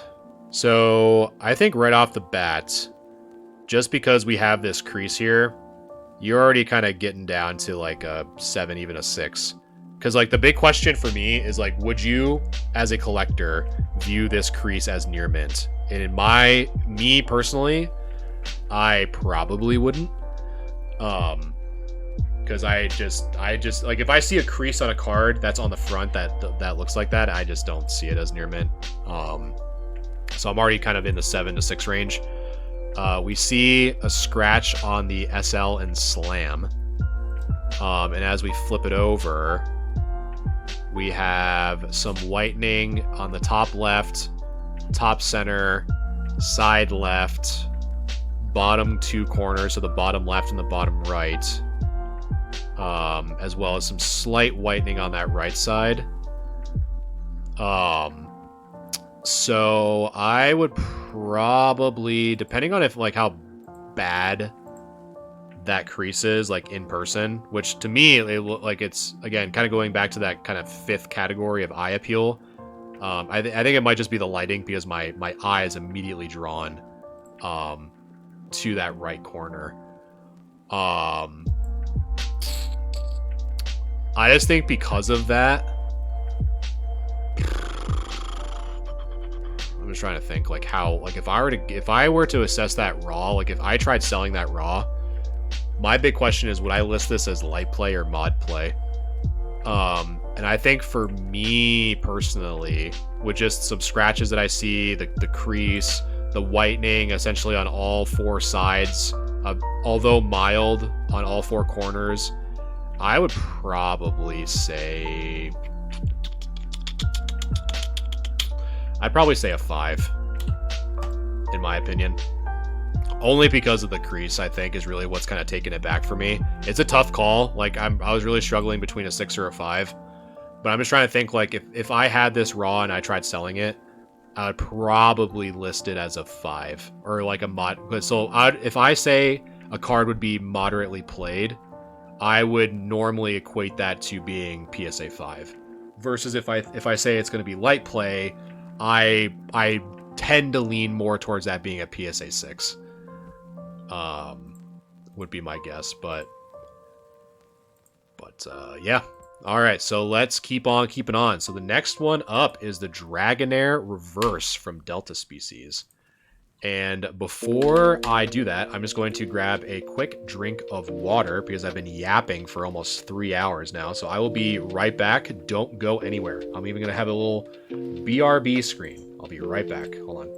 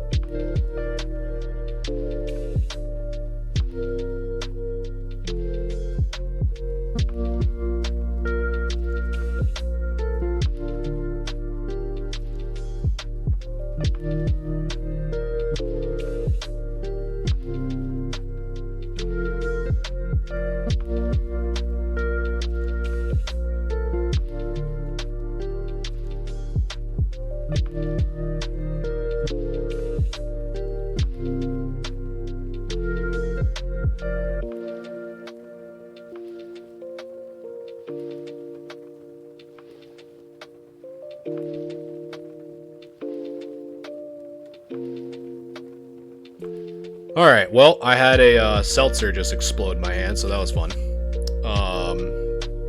But I made it back in time. Look at me. All right. So, Chris, all you missed was me coming back with a seltzer that exploded in my hand. But I made it back in time. That's all you missed. So now we're just about to look at the Dragonair. Hey, FX, welcome back. Love the vibe. Yeah, I do too. Nice late night chill, just kind of hang out. Grade some cool looking cards, or assess, because I want to emphasize that when we assess these cards, that doesn't actually mean they're going to get the grade that they're going to get. I probably should say that more. I haven't had it happen yet. That someone's like, "Oh, you said it was going to get this. Why didn't it?" But I think most people have that understanding. XIV, thanks so much for the follow. Appreciate you. I know it's something Roman numeral, but I don't know on the top of my head. I think it's like, what, 14? I think. X is 10, and then IV is 4, I think. Anyway, Dragonair, Delta Species. Let's keep on keeping on. So this is non-holo. I think it's the first non-holo we've looked at tonight. But and Dan, thanks so much for the follow. And if I missed anyone else following or sharing or liking the live, I definitely appreciate it. Thank you so much. And I appreciate all the support you guys have been giving. You guys have been awesome. So Fly, I do 2 streams a week. So Tuesdays I do more of like a what's called a recon report. So this week I talked about, what did I talk about this week? I talked about this week I was going over the cards that I was bringing to a show, because I'm going to a convention this Saturday and Sunday. So I was preparing my inventory with chat and kind of giving my like behind the scenes like POV of a vendor, like how I price, like why I'm doing the certain things that I'm doing. Hey Betty, how's it going? And then so the week prior, I broke down like investing, like cards and stocks and stuff. So I try to have Tuesdays be more of like an open discussion on just like things that I think are important for the community to talk about, and for me to kind of like weigh in and kind of give my 2 cents. But then Wednesdays are specifically dedicated for grade review. So then I'll have like spontaneous streams, is what I call them, like sprinkled throughout the week. Like, so if I have time, because like I do this as a side business, so if I have time, I'll do one, but it's not always guaranteed. But I want to, Chris. It's all good, Betty. It is all good. I get that for sure. All right, so back onto the Dragonair. Centering looks pretty good. And then in terms of it being non-holo, the only thing that I see for scratch-wise maybe this, like near the neck. But that's about it. Oh, it is hollow. Man, the angle makes it not look hollow, like, at all. Dead Vibe, thanks so much for the follow. I appreciate that. Yeah, that's gorgeous, though. This angle is really gorgeous. That's nice. I mean, that's actually a good sign. Like, the fact that it's, like, the condition is so good that this doesn't even look like a hollow to me, is good. So let's flip it over. Centering looks pretty good. Really, the only thing that I see is very, very slight whitening on all four corners. So we have where my mouse is. So we have this little edge there. Have a little white dot there. And then the bottom left, we have a little bit more noticeable whitening on the bottom left and the bottom right. But then the left edge mostly is whitened. So let's see. But other than that, the hollow is gorgeous. So let's start a poll for chat. If you guys want to vote in, that poll should be active on your device now.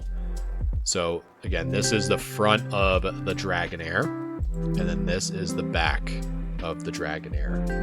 Most noticeable condition issues that we're seeing is just the whitening on this left side. Kind of use my other magnifier. There we go.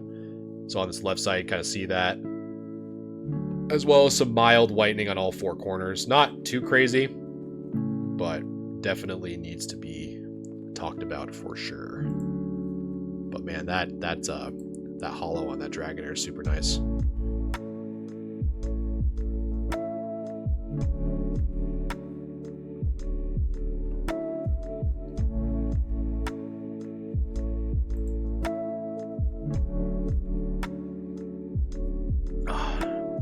Hydrate if you guys have water. I can't believe my seltzer exploded all over.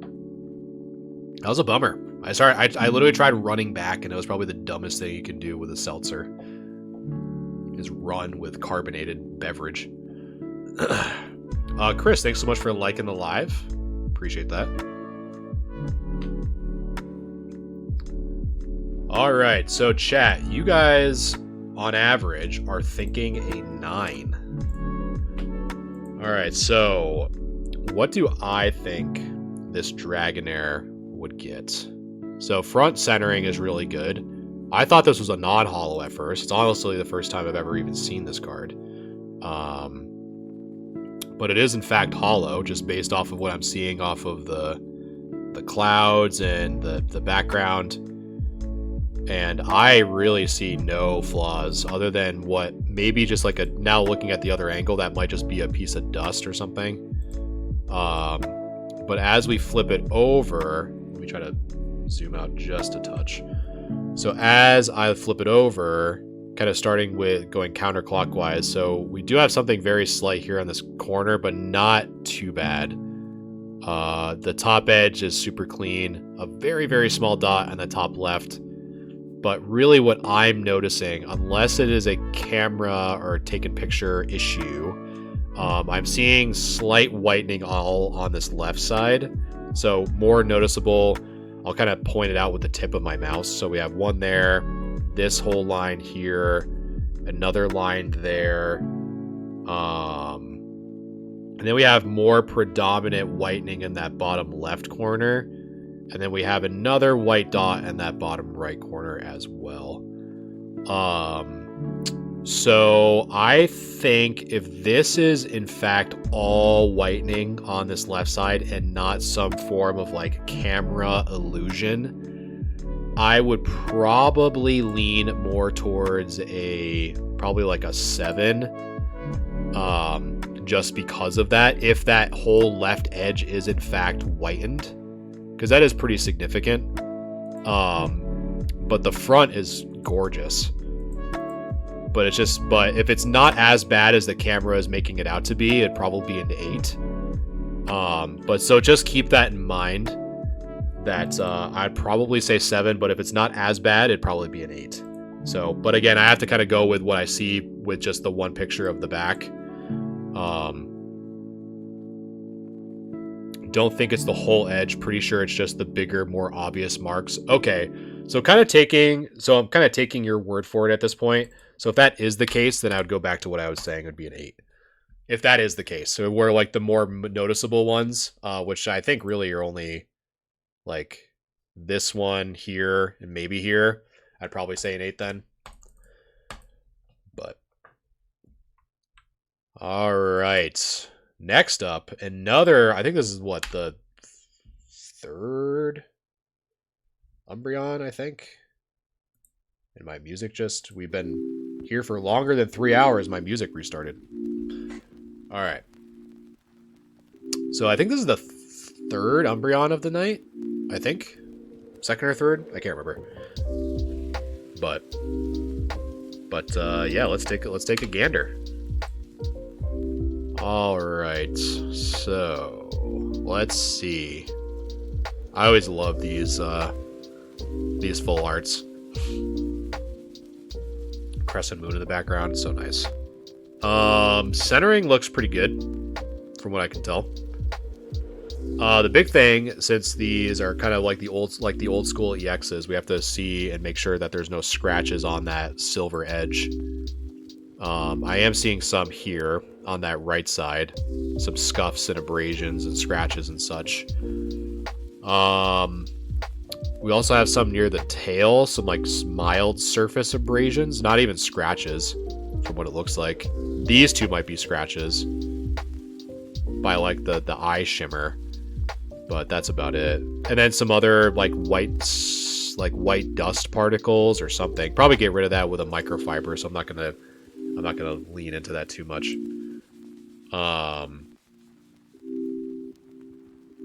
Let's see.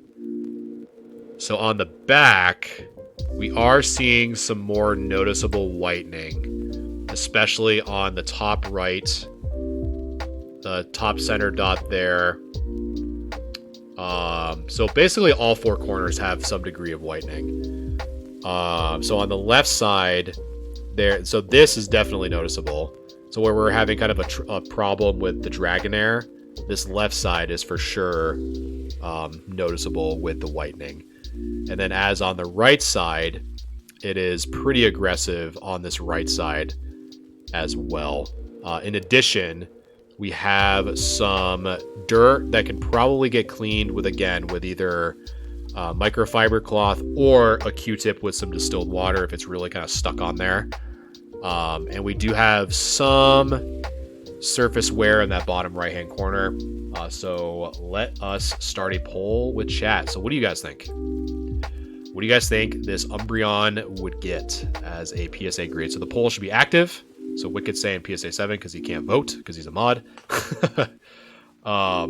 Big, thanks so much for the follow. I appreciate that. Thanks so much. So we have, so again, if you want to have your vote weigh in on the average, the poll should be active. Should be in the top left-hand corner of your device. That way I just average all the votes together.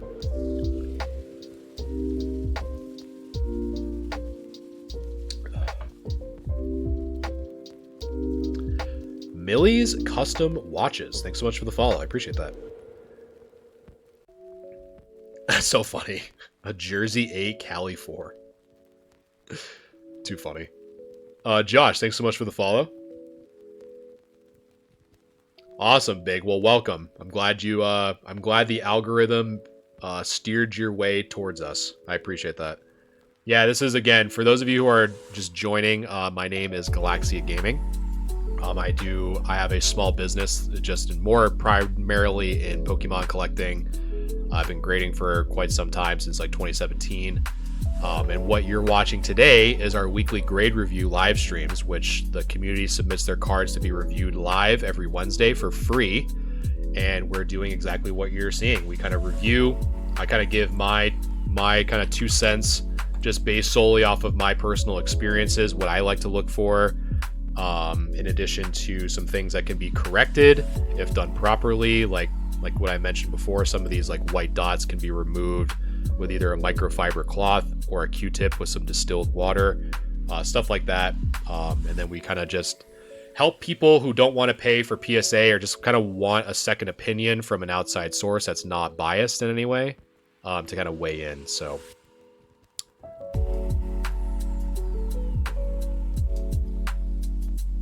All right, so let us take a look. Simple Fox, thanks so much for the follow. I appreciate that.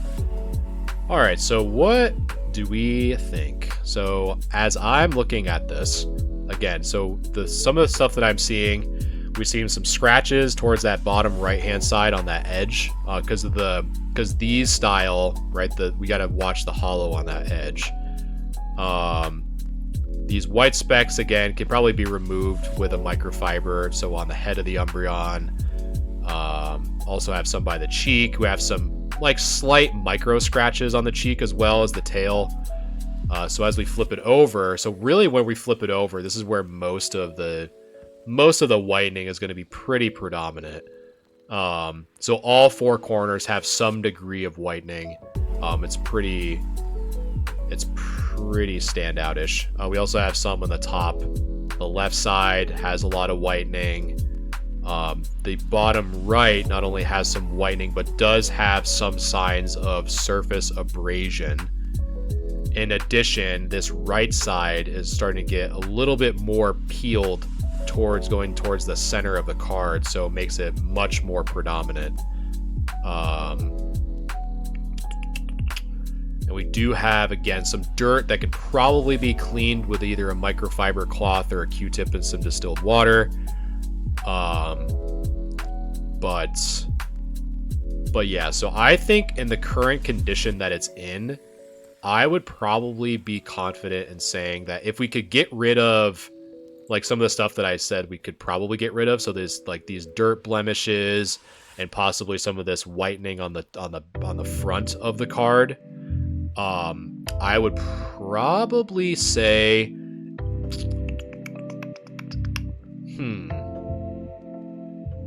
so I'm on the fence between a 6 and a 5 for sure.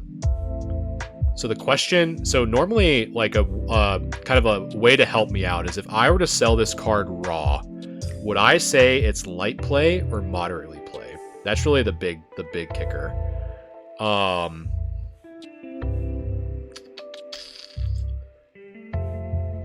Because again, the other factor we have to consider is that we only have one picture both on the front and the back.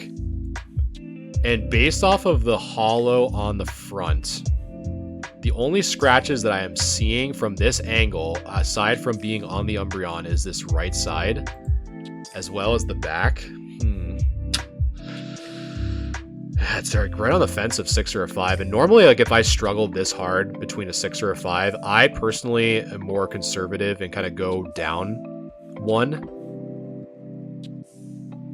Because I really just think that right side is pretty rough.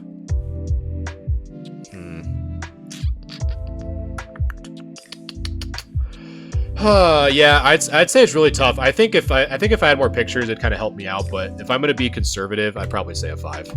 Just because, like, if I were like, I just don't know if I would say this is like light play just from the back of it. I don't know. That's a hard. This one's honestly pretty tough for me. I'm not gonna lie. Normally, I don't have this hard of a choice for me personally, but man, that one I'd be interested. So this is an example just to kind of add to that transparency. So this for me, if I owned this card and I had a hard time like determining whether or not this would get a 6 or a 5, I personally would grade this just because I would want to improve. Right, so if I had a very difficult time between deciding a 6 or a 5, I would get these cleaned, what I mentioned, submit it, and then if it comes back as a 6 or a 5, I then can learn and improve from it.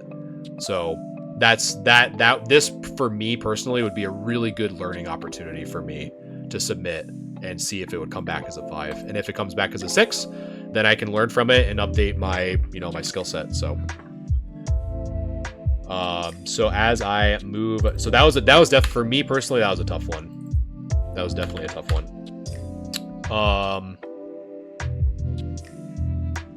John Thornton, thanks so much for the follow. I'm just kind of catching up with you guys real quick. Lips, thanks so much for the follow. And Simple Fox, I think I got everyone. Yeah, I got Josh, Simple Fox, appreciate you. I have a high-end card. It's minty, but appears to have slight jagged edges. I'd honestly have to see it, to be honest. I don't think it's common, like you're saying. I don't think it's a common thing. But Mr. Nobody, thanks so much for the follow. Can I send a gold star in? Yeah, for sure, Jordan. Just to be transparent, though. Yeah, right, Chris. So if you guys want to submit your cards for free, like what you're seeing today, Jordan, thanks so much for the follow. I figured this would be easy. So the pinned video that you're seeing on screen, so there's a screenshot of it. It's called Grade Review and How To. So what you're seeing today is a completely free service, so you don't have to pay, you don't have to subscribe to anything. It's just my way of kind of giving back to the community, because for me personally, anytime I watch anything Pokemon content related on this platform, it's always trying to sell you stuff. And I personally just, there's too much of it for me. So I just figured, you know what, I'm going to do something that I enjoy, that I think others will enjoy, and it's a completely free service. So without me continuing yapping down that road. So how to join is, if you watch the video, it's about 45 seconds. It'll teach you how to join the Discord, what channel to post in, and what the criteria are for posting. It is first come, first served basis, and each stream that's dedicated to Grade Review, which is every Wednesday from 7 to 10, and I'm already going a half hour over, but we're almost done, each person has a maximum of 5, so you can submit as many as you want, but you'll only have 5 reviewed during that day, and then you'll have the remaining, so if you submitted 10, you'll have 5 done one day, and then 5 done another day. Just so that someone doesn't like hog the entire stream. But yeah, definitely submit those in there, and then just read all that, watch the video. It'll give you all you need to know about what's going on. So yeah, I appreciate that, Zach. Thanks so much for the kind words. The Geek Monkey, thanks so much for the follow. I appreciate that. And Water, thanks so much for the heart puff. I appreciate that. All right. So let me, and Billy the Goat, thanks so much for the follow. I appreciate all the love, guys. Really do. All right, so on to the next one. Blastoise Delta Species. All right, so the centering to me looks good. The only thing that I see when I'm looking at the edges is a little bit of a blemish or something there. I'm not too sure what that is, but could it be removed with a microfiber cloth? Possibly, but it's kind of hard to tell. But other than that, the text looks good. The reverse foil on the Blastoise, there's nothing significant, but this angle definitely shows it. And for those of you who are going to submit, having these multiple angles for the holo definitely makes this as way more accurate. Because, for example, on this angle, the only scratch, now that I'm kind of like biased now because I'm looking at the Blastoise chest, so to speak, is that I do see a scratch on the arm, but you don't see any near that chest plate. Versus when I look at it at this angle, you definitely see those scratches stand out way more. It almost kind of looks like a mirrored Z. So 1, 2, then 3 as I'm kind of highlighting it with the tip of my mouse. You also see some on the arms as well. So a little bit more noticeable scratches on the chest plate. But as we flip it over, so that's that one. So the top edge is pretty clean. We have one small white dot from what I can tell on that top left. Really the only thing that I'm seeing is just the surface abrasions on this left side. Starting from the tip of my mouse as I kind of go down, you can kind of see those little white scuffs on the left. Let's see. Bottom left corner is good. The only thing I am seeing, and I'm kind of put my mouse so it kind of highlights both. So to the left and to the right of my mouse, you kind of see like very slight bends, just based off of how the light's hitting it. And other than that, that's really the only thing I notice are those like slight bends on the bottom. And then some, again, the back of this is really just kind of scuffed with surface abrasions and two small bends, what appears to be bends in the bottom, as well as some scratches on the chest plate. So let me start a new poll for chat. So again, if you're first time being here, the poll should be active in the top left-hand corner of your device if you want to weigh in on what you think this card would get as a PSA grade. And so while you guys are voting, I'm going to catch up with chat. So let's see. Let's see. The stream is going. Yeah, I always enjoy these, Chris. I always look forward to these. Ari, are these cards yours that you're grading? No, these are actually community members' cards, Ari. People are able to submit these into our Discord for free, and then every Wednesday from 7 to 10 p.m. Eastern, and I'm definitely going over that. Yeah, it's a completely free service. I just like to offer it to the community. You don't have to buy anything. You don't have to subscribe. There's no tricks. It's just something I'm passionate about, and I think there needs to be personally like more people in the hobby that just provide more of a transparent, unbiased opinion on certain topics in the collecting space. And if you disagree, I'm more than welcome to kind of talk about it and kind of give my opinion. And yeah, that's pretty much it. Dawn, Pierce, and Ren, thanks so much for the follows. I appreciate that, guys. Jordan, I just got my card back from PSA today and was sad, even paid for express grading. Aw, it sucks. Gold Star was clean, but it was graded Beckett, and I resubmit. Went from Beckett 6.5 to PSA 4. Jordan, I'm just curious, did you crack it? Did you crack it before you did a regrade or a crossover? Because normally, best practice, if you're ever going to cross grade, you should crack it open instead of keeping it in the Beckett slab to then ship to PSA. Is normally the rule of thumb. Is your Discord in your bio? Yes.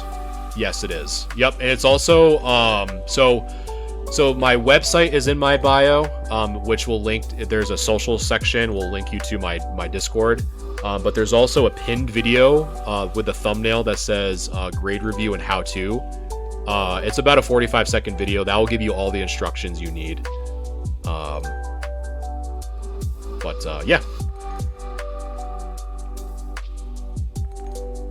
Yeah, thanks so much for the follow. I appreciate that. I have the card, but it's super damaged. Yeah. Okay, so it was cracked. That's good. It's set by Nash Grading Cards at a card convention 3 weeks ago. Gotcha. All right, so chat on average, based off of the poll, is thinking an 8. Okay. So what am I thinking that this Blastoise Delta species would get? So as I was kind of reading chat, I was also looking at this picture in particular, and I honestly kind of wish I saw this sooner. And I don't know, Baz, if you're in here, this would be a huge opportunity for you to kind of highlight an observation. But if you're not, it's totally okay. So I have to kind of show like what I'm seeing here. So this is the back of this Blastoise. So the first thing, the main thing that I saw on this Blastoise was what appears to be two small bends in the bottom middle of this card. So if I just leave my mouse here, so on the left of the mouse and the right of the mouse, you can kind of see small bends. So if I look now, so if we flip it over, I also see slight bending on this bottom right side. So I don't know if it's hard to see or not on stream. So I'll try to kind of talk through it as much as I can. But it almost looks like if I'm like looking. So let's start here, right? So start at this edge. So I'm going, right? And then it almost looks like it goes up and then down. So it almost looks like there's a bend here, which lines up with when it's flipped over. So this side would be that left side. So if we flip it over, that matches with what I'm seeing here. So that looks like a bend to me. So I kind of wish I kind of saw that a little bit more. Oh yeah, Tuck, it's actually a black label. But yeah, I just think like just knowing how harsh PSA grades bends like these that can't really be like, not like a traditional bow, like if you left a card out and it got humid and it kind of curled. Just knowing, if you guys have been here long enough, with my experience with the infamous Erica's Ivysaur, I probably would give, just from this bend alone, I'd probably give it either like a 4 or a 3. Probably a 4. Just because I know, just from my past experience with like my Erica's Ivysaur being like completely mint, with the exception of a bend, like kind of similar to this, it got a 3. And I'm kind of in that same, like, if I'm learning from my past mistakes, I'd probably say a 4. Just because of that. Just again, from my past experience with these particular small bends like that. Yeah, Tuck, if you go to my if you go back to one of my videos, I highlight an Erica's Ivysaur reveal. I regraded it. I cracked it and regraded it because I was like, oh, I don't know how it got a 3 the first time. I sent it back and it still came back as a 3. But yeah, I mean, the video is there. You can go back. You can just look at Erica's Ivysaur. But yeah, for a bend that was very similar to this, it came back as a 3. But I don't know. Yeah, of course, Baz. I'm super appreciative that you even are sharing your cards with us. At the end of the day, like, it's something I really enjoy. So, all right. So the Houndour. I can say that the centering is a little fat from the bottom to the top. There you go, Baz. Yeah, I think it probably, if that bend is as bad, like, if it matches as close to the Erica's Ivysaur, it'd either get a 4 or a 3. Just from my personal experience. But anyway, the bottom of this Houndour is a bit thicker than the top, so it's a little bit off center. So probably off center from like an 8 perspective, but let's look at the hollow here. And I don't know, this might be a scratch between the ears. Not too sure. I think it is though. I think that's a scratch between the ears. And then on the back, yeah, I think honestly both the front and the back, the biggest thing kind of setting you back is the centering. So it's a bit thicker on the bottom than it is on the top, on both the front and the back side. But other than that, your corners and edges are actually really good from what I can tell. And I'm assuming this like white speck, or these 2 white specks, can probably be just like wiped off with a microfiber cloth. But I think that one, actually, I'd probably think of this as like modern. That should be pretty quick. But I'm thinking more of like an 8 just for off-center purposes. So it's a little bit thicker again on the bottom than it is on the top. But yeah, Baz, that was your 5 that you updated. So thank you so much for that. I was glad I was able to reach out to you to get an update on what you wanted. But yeah, I think just for it being a little bit off center, I'd probably say that's an 8 for sure. But yeah, thanks so much for submitting that. Let me make sure I check yours off before I forget. So the last thing I need is to look at the same card twice on stream. That wouldn't make anyone mad or anything. All right, so we're starting to get to the tail end here. So next up is Windows. Let's see if we can find Windows. We've got a Miriam. Quick little modern. All right. Dream Scythe, we are definitely up late. I've been just yapping the whole time. Like, I should have been in bed like a half an hour ago, but we're getting there. We're getting there. And while you're here, I'm going to do this. So now you also can't vote in polls, but a good reason. Josh, thanks so much for the follow. I appreciate you. All right, so next up we have Windows with the Miriam. So again, we're really looking to see if it's just going to get a 10 or not for modern. But let us take a look. So the right side is just shy of a 1/4 inch. Or yeah, so the right side, I don't know if I said left or right. I'm getting tired. So the right side is less than a 1/4 inch. Then the left is a little bit more noticeable. It's almost like 1/8 of an inch on my screen. I just watched it. That's wild. If I was reviewing, you would have gotten a 9. That's what I'm saying, Tuck. Any examples of a grade 3 card? Yes, Billy the Goat. If you go, the best one I can explain, and Tuck just kind of highlighted it. If you go through my videos and see the thumbnail is an Erica's Ivysaur, that is my example of a 3. I regraded that twice, and it came back a 3 both times. That is the best example of a 3 that I can give. Just to show how much a bend can really impact the grade of a card. But yeah, Window, if you're here, I would double check, but it looks like it's off center very slightly from the right to the left. Again, only when I'm putting a ruler to my monitor and measuring that way. But since it's not, again, since this card is pretty inexpensive in a near mint copy, I would say that your centering would probably not get you the PSA 10. You might be within that like 55-45 ratio, because I think PSA is from like 50-50 to 55-45. But I would be more cautious to say, like, if it's the 50-50, that's probably what I would do, because I'm just more conservative that way. And even just like looking at, I don't even think I looked at the bottom. On the front, let me measure the bottom real quick. Bottom is slightly under a 1/4 inch. And then the top.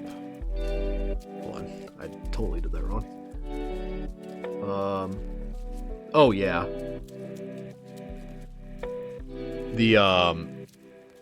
The bottom is for sure thicker than the top. Yeah, so I don't even think that would get the 10.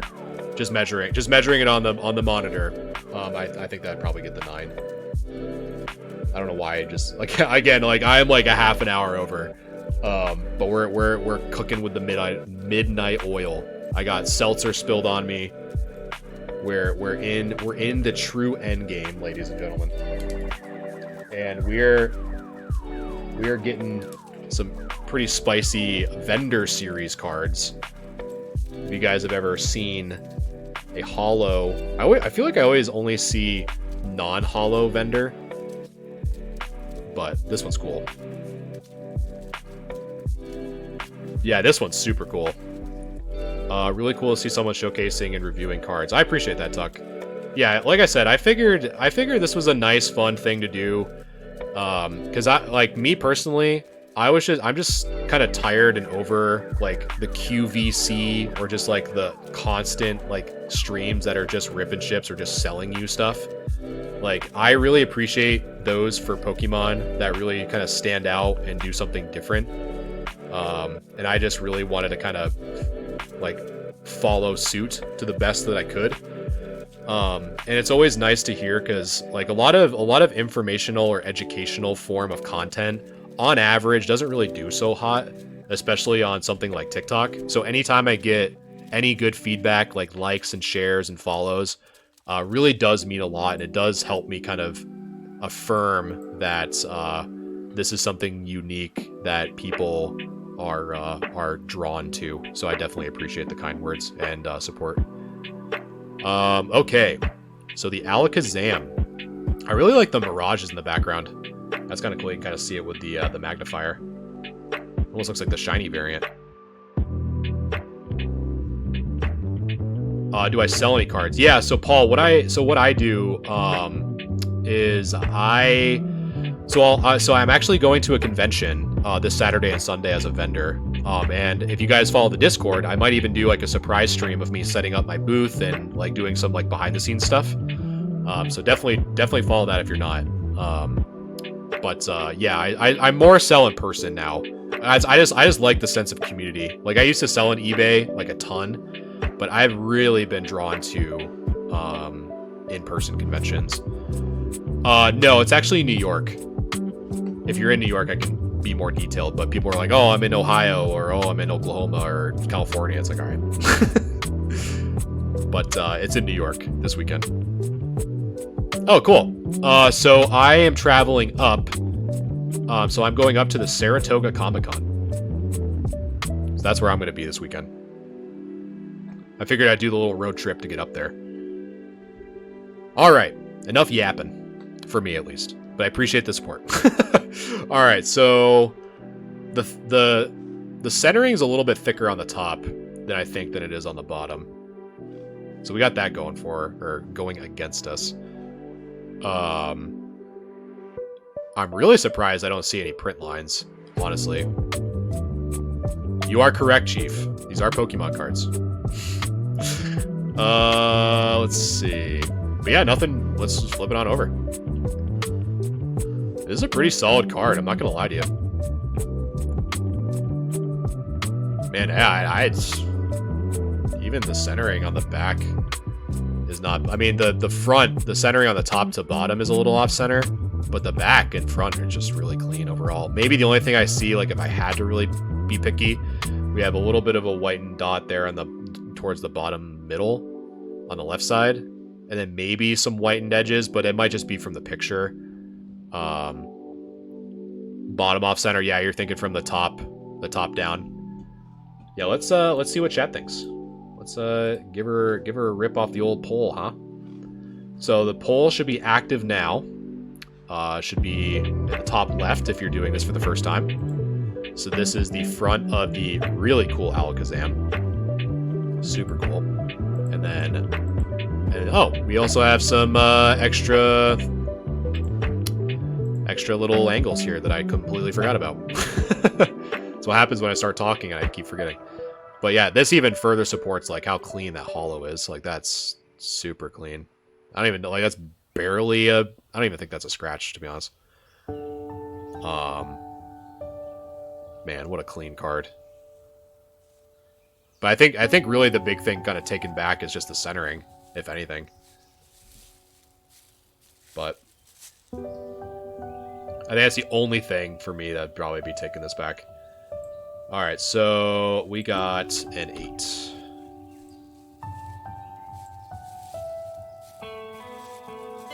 Silvering on the bottom right front. Bottom right front. I'm not seeing any, I don't think. From this angle, I don't see any. Back, top right.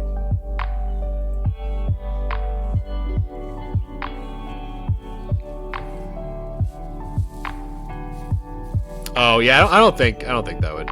I see what you're saying, but let's see. Back, top, right. Yeah, I've highlighted the top. Hold on, I gotta so you guys can actually see what I'm scrolling at. So the top left. Whoa. Okay, I see what's happening. There we go. So we got the top. There we go. Top right, and then the top left. So I'd say, for me, I'm probably also going to say that this is probably an 8 as well. Just because the off-center. But, how am I zooming in? So it's just a Chrome plugin, or a Chrome extension called Magnifying Glass Hover Zoom. That's all this is. But, yeah. Alright, so, and that was Trills. And that is the last one of the night. It's the last one of the night, guys. Whew! Man, almost 4 hours. Now I'm just going to talk with chat real quick. I'm gassed. Holy. I appreciate those. It's so much fun. The only reason I say 9 is because of the age. I thought they considered that, but maybe I'm just ignorant. Nah, it's all good. Artistic. You know, like that's the big thing that I'm trying to do with this channel, right? Is the more questions and anything that you guys, you know, want clarification on or anything like that, that's That's why I'm here. So the more questions, the more I can help. I'm more than happy to do so. But yeah. So for those of you who are new here, again, this grade review happens every Wednesday from 7 to 10. I'm definitely over. Artistic, thanks so much for the follow. Appreciate that. And so, yeah, if you don't know how to submit your cards, again, it's a completely free service. There's no subscription. There's no nothing. So I have a pinned video called Grade Review and How To. So that's what the thumbnail looks like. If you just give that a watch, it's about a 45-second video. It'll teach you how to get to the Discord, what channel to post in, as well as some of the requirements that you need.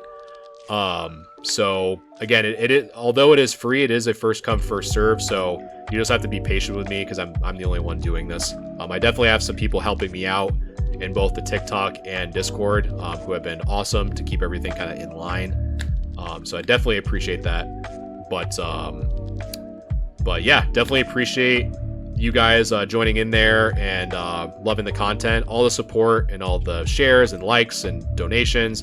All that stuff, I can't express it enough how appreciative I am that you guys find this entertaining. And I enjoy it a ton. PokeB, thanks so much for the follow.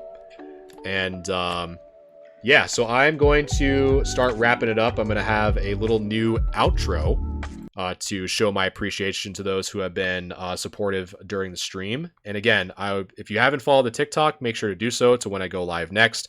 And the Discord, we talk about a lot of cool, fun stuff. The Discord community has been absolutely popping off. It's been so much fun. I love talking, just like sharing collections, talking about stuff in the Discord. It's all there. And I might even do a sneak peek of some of the behind-the-scenes stuff I'm going to be doing for a show that I'm doing in New York this Saturday and Sunday. So again, I appreciate you guys very much, and I will catch you on the next one. Peace.